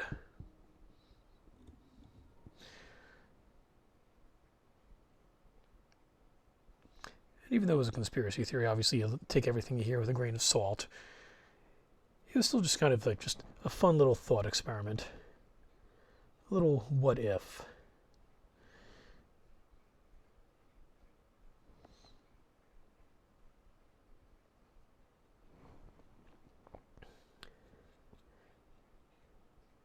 And I also mentioned them before, but I'll mention it again now since I'm talking about podcasts. I am a big fan of Critical Role, as is Brianna, who works in our back office at the store and is one of our card-focused employees. She's a much bigger critter than I am. I came in a bit late in the game, but still enjoy it quite a bit.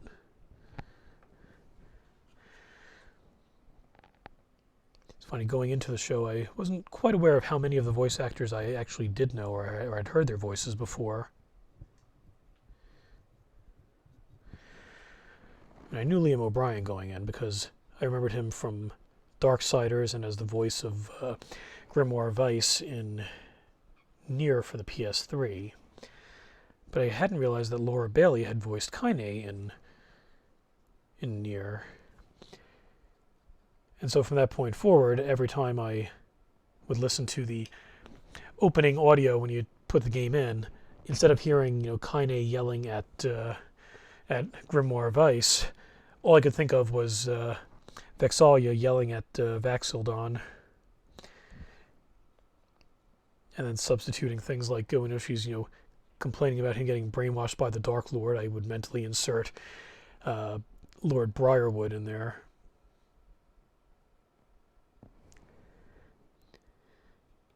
But yeah, it was about a year ago, I guess, I started listening to their podcasts. And I began with Campaign 1 with Vox Machina. And then a couple weeks ago, I finally got all caught up with, several years worth of material.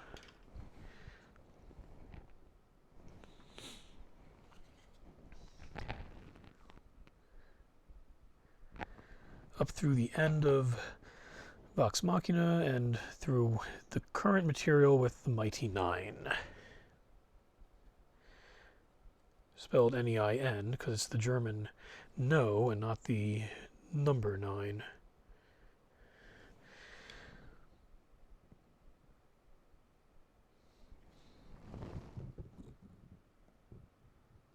And you know what? Let's tie that back in with our artists, because that's why I mentioned Critical Role earlier anyway, because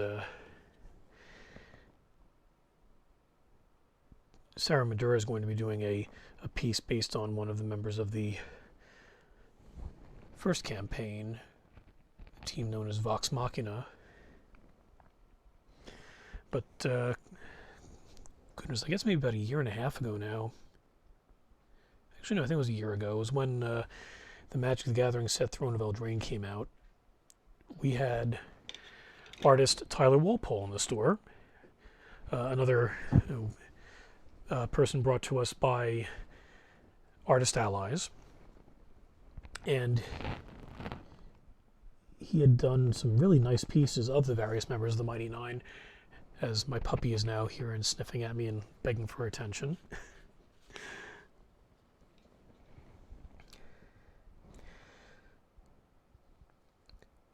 So I have a really nice piece of Caleb that he had done.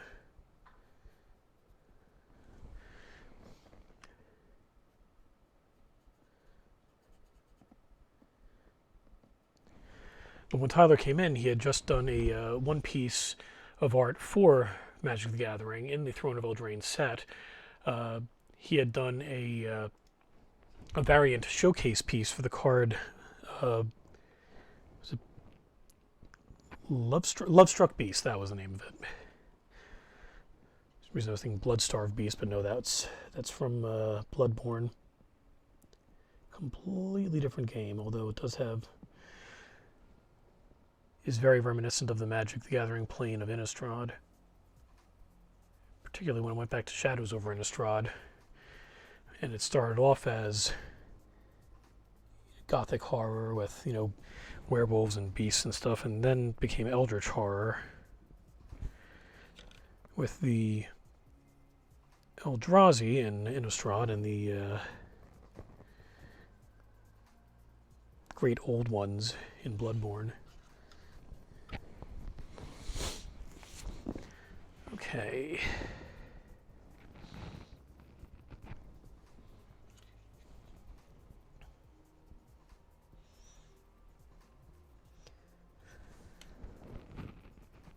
I'm going to be very careful here. Try not to get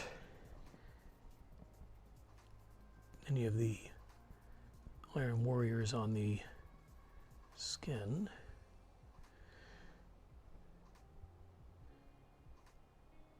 I can touch that up again a little bit.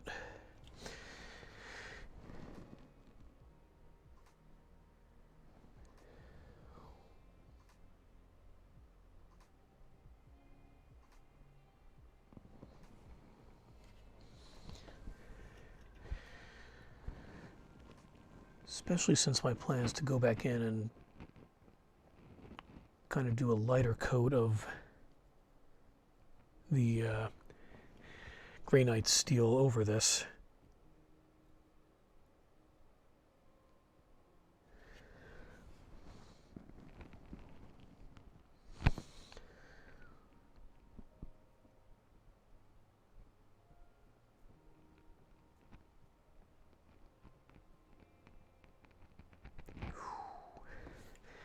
See, I'm catching myself holding my breath again.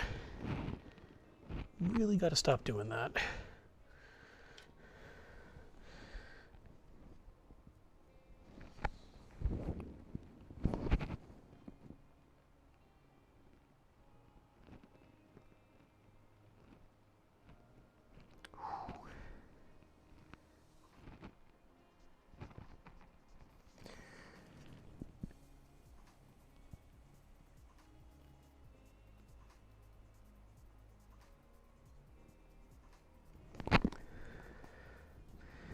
Oh, that actually worked out pretty well. Managed to get in there and get in between the fingers without getting any of the Iron Warriors on the fingers.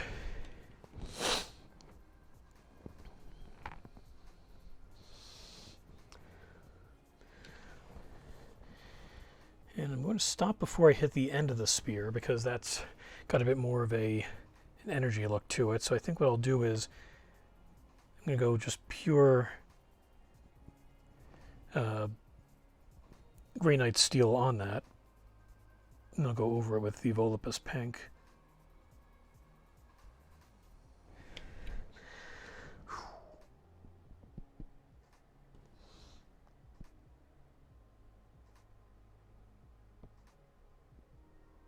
Oops. Definitely got a little on his thumb there.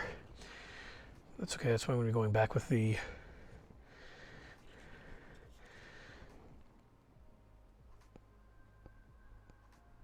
granite steel later on anyway.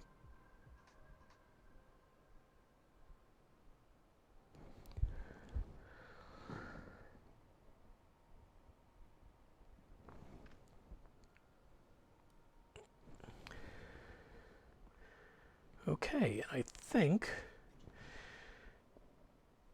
for now at least that's going to be it for the Iron Warriors. Seal that back up, and then let's wash the brush off. It's got plenty of Iron Warriors on it still.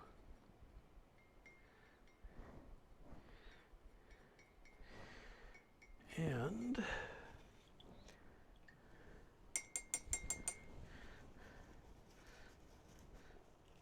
oh yeah, plenty still coming off on the paper towel there.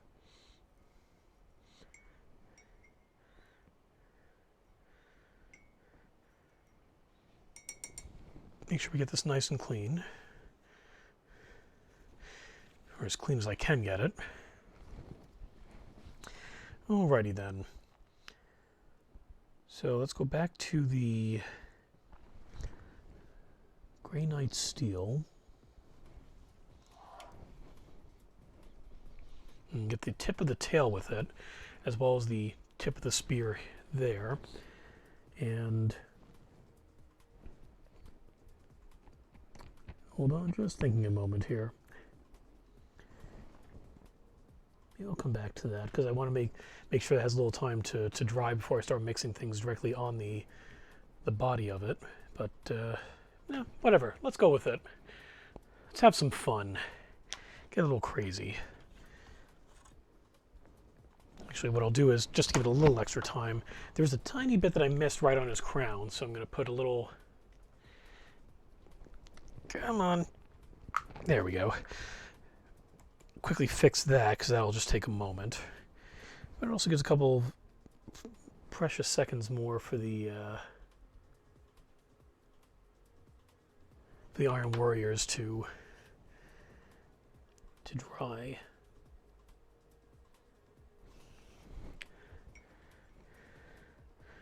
Okay.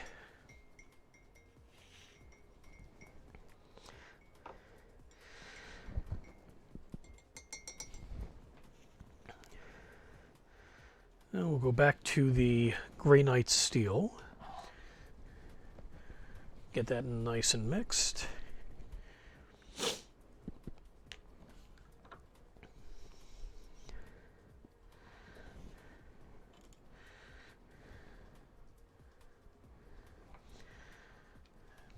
And we'll get this bit down here.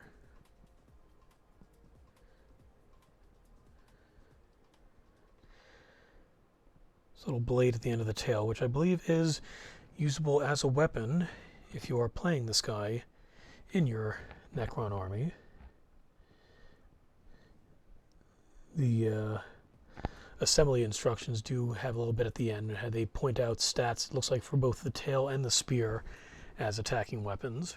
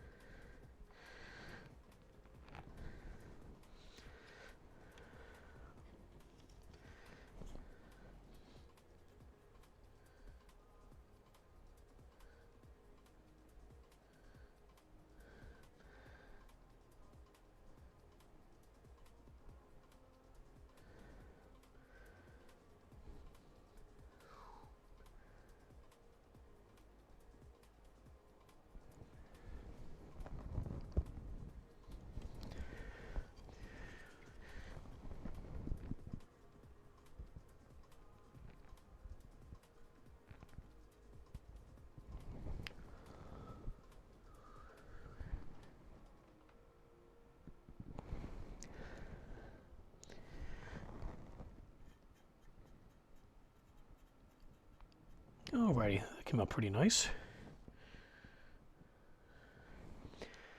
Alrighty then.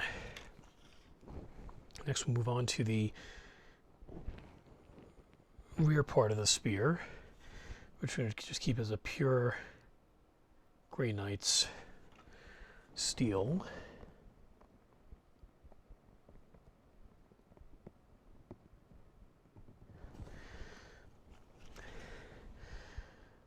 Let's see what happens.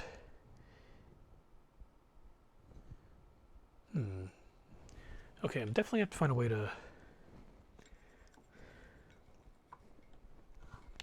lighten that. Or maybe I'll try something else.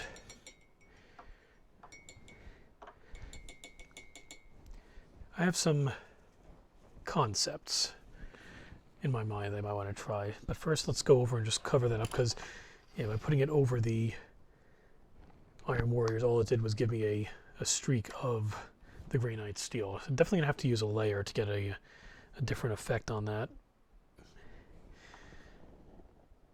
So either I will go grab a layer next time I'm at the store, or do a little experimenting with the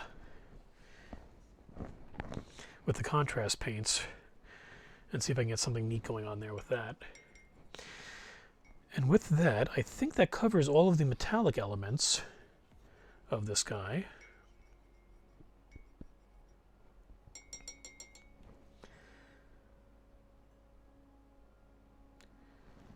And I think I did want to... It's just not that bad. Okay, yep, that does it with all the metallic elements. So now the question is, what color do I do next? And I'm thinking the next step would be best to go with the Volupus Pink, or Volupus Pink, or however the hell you pronounce that thing. And get these bits of lightning that are all around here, as well as the Ankh he's got up there, and the end of the spear, which I can also mix in some of the Shaiish purple with as well.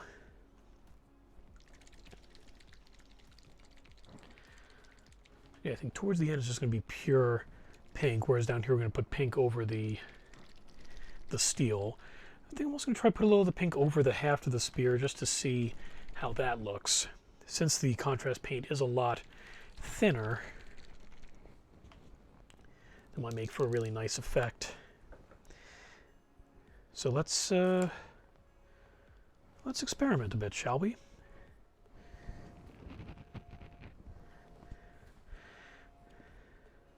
So we'll begin, like I said, flat out with just putting the Volupus pink right on the end of the tail here.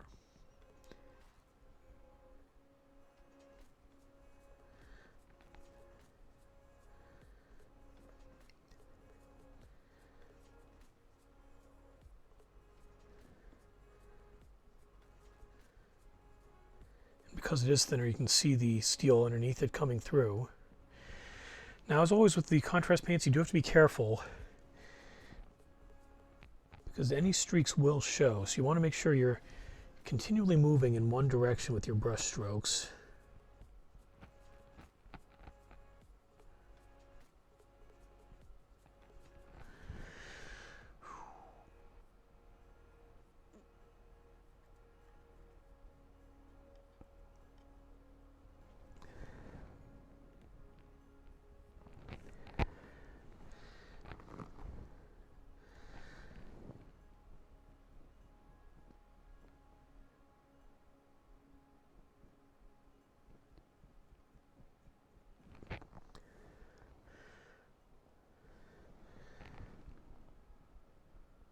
But yeah, by putting it over the steel, it definitely makes for a rather interesting effect there.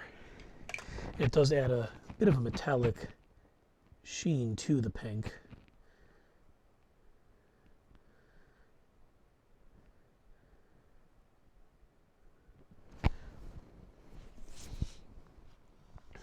Next, I'm going to go with the tip of the spear.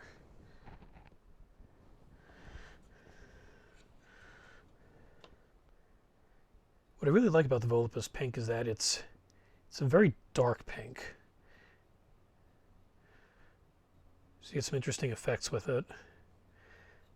Like I used it when I was doing the Molig's Mob for this little fella here. As you can see, made for kind of this weird, like, almost a rotting flesh-like body on him, which was really neat. And it even darkened to an almost black in the indentations that it dried in. So definitely one of my favorite shades to use for that reason.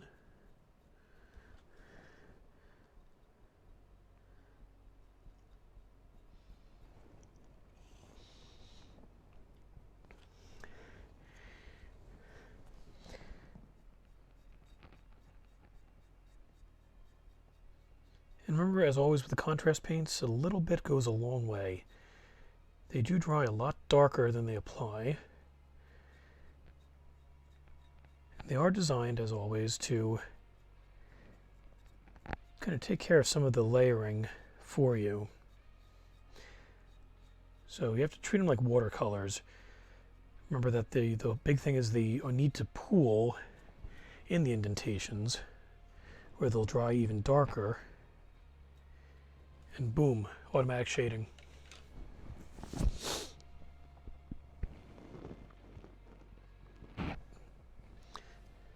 Well, let's go into the pot itself now, because the little bit that I had in the lid kind of already ran out.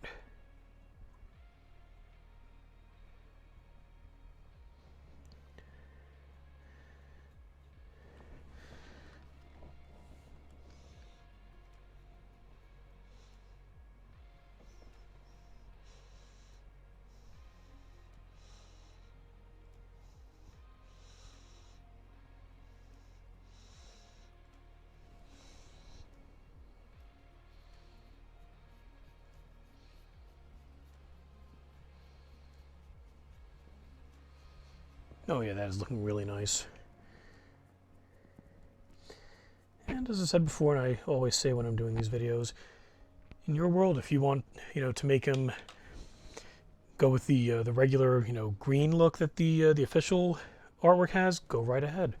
If you want to make them in more blue tones, go right ahead. If it's your army, paint it as you see fit. The only person you need to impress is yourself.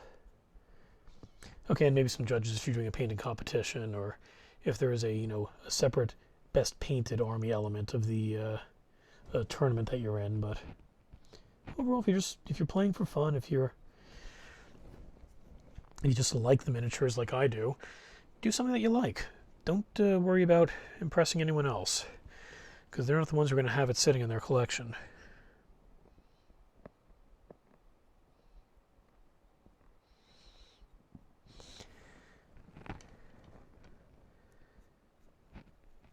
Okay, and I'm going to bring some of that pink on top of the steel here. Oh, there we go.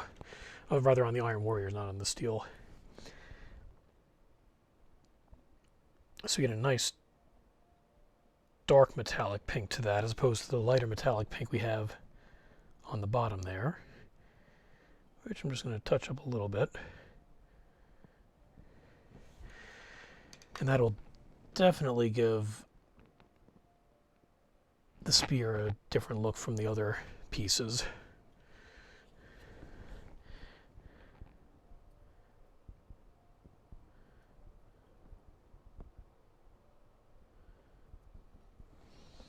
Oh, that's nice. Look at that.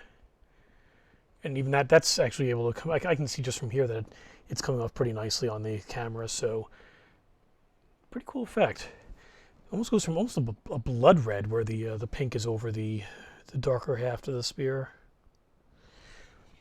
into the flat out pink of the point.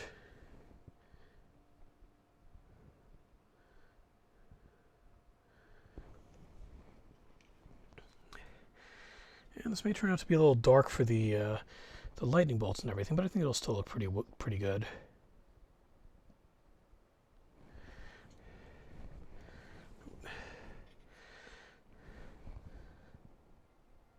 Make sure I'm careful with this.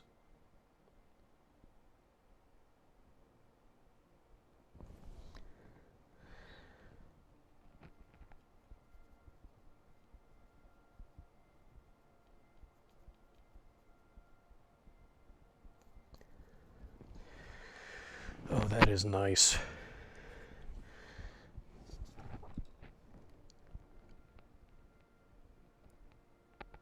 I don't know about you, but I am really liking the way this is looking.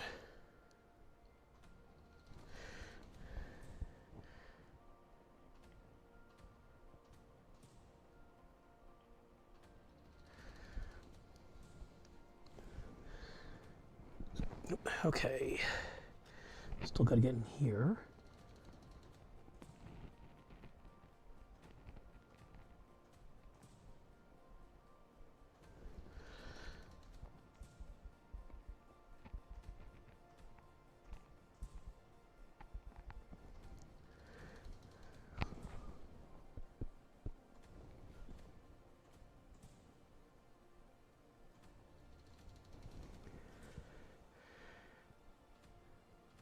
There we go.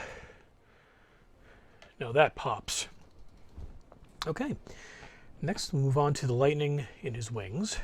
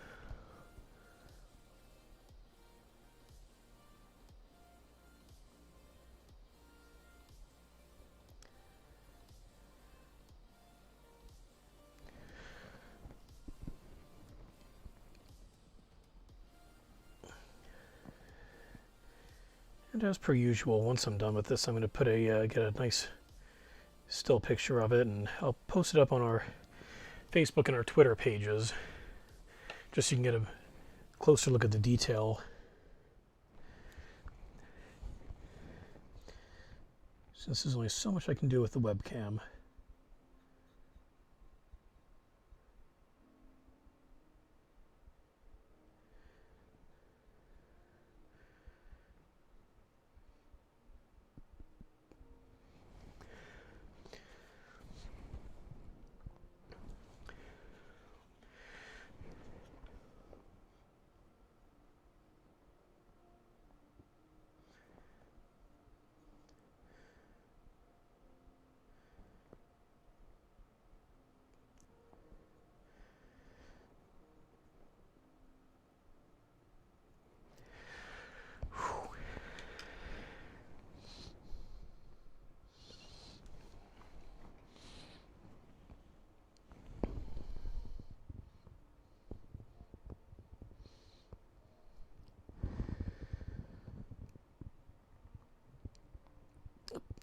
I see a little bit that I missed earlier with the Grey Knights. Sorry, Iron Knights? Iron Warriors. So we have to fix that in a little bit. Probably do that after I'm done with the pink, before I move on to the next color.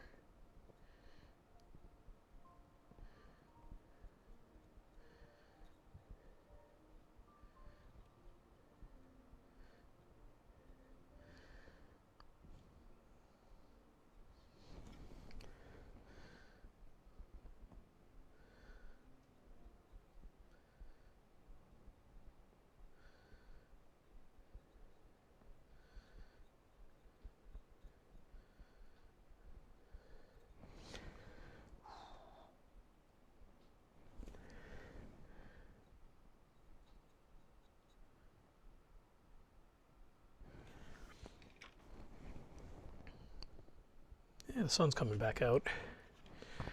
Hope Kitty's happy about that.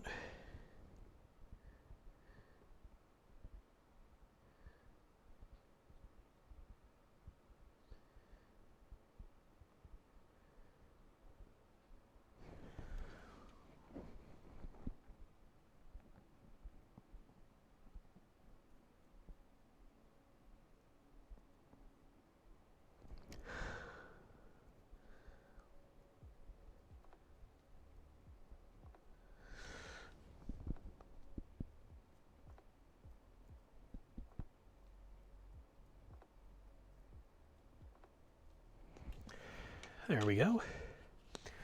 Take a quick sip of my seltzer.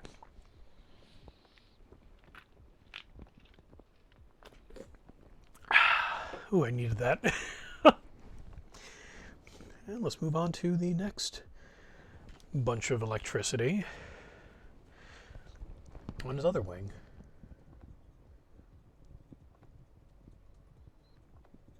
Or I guess their other wing. Appears to be androgynous. I respect that.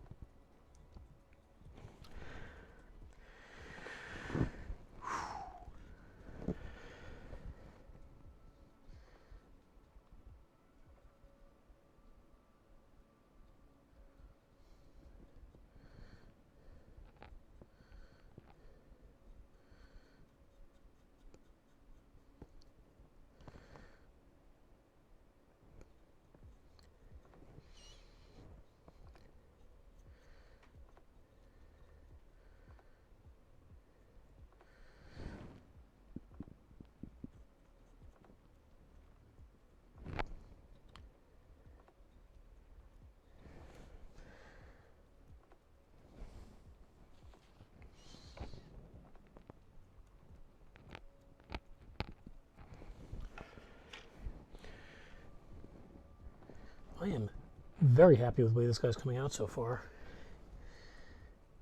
You know, the other day when I was doing my bonus stream for the painting contest, I wasn't too happy, and it had me feeling a little down about myself, I'm not going to lie. I was worried how, you know, working on a bigger piece like this would come out when I was having trouble with a smaller one with a lot of detail on it, but this has certainly made me feel a lot better, a lot more optimistic.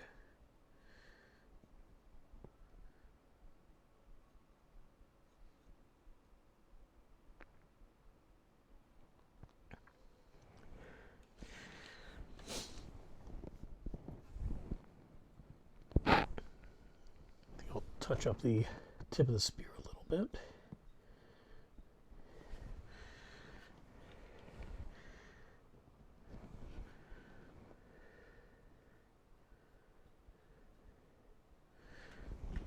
So I'm seeing a couple streaks here and there.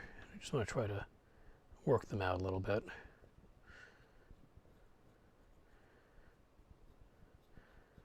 I don't want it to go too nuts because I don't want it to get too dark, but definitely want to fix those streaks.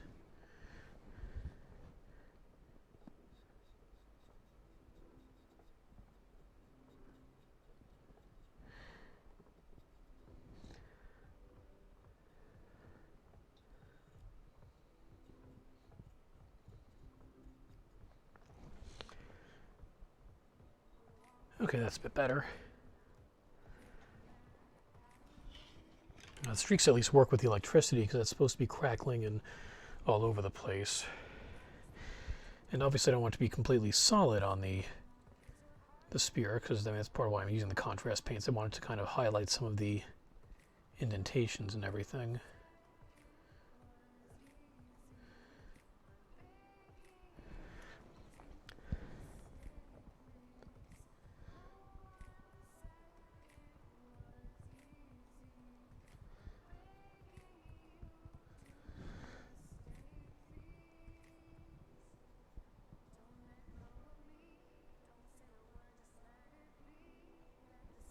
Whew.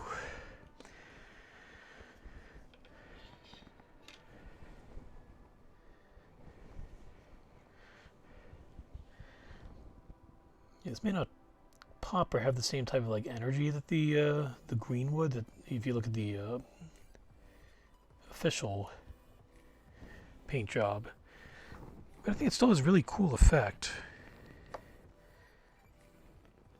Actually gives it almost an organic, like veiny look to it, which is pretty neat.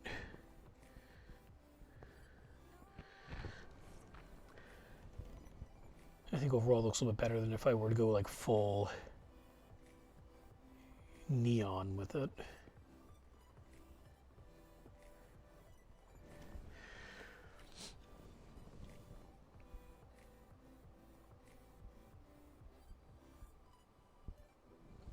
There we go.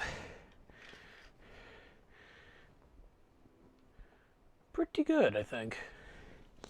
Next, we're going to do that Ankh in his face. And then we'll move on to the lightning in his hand and connecting all the different pieces on the bottom.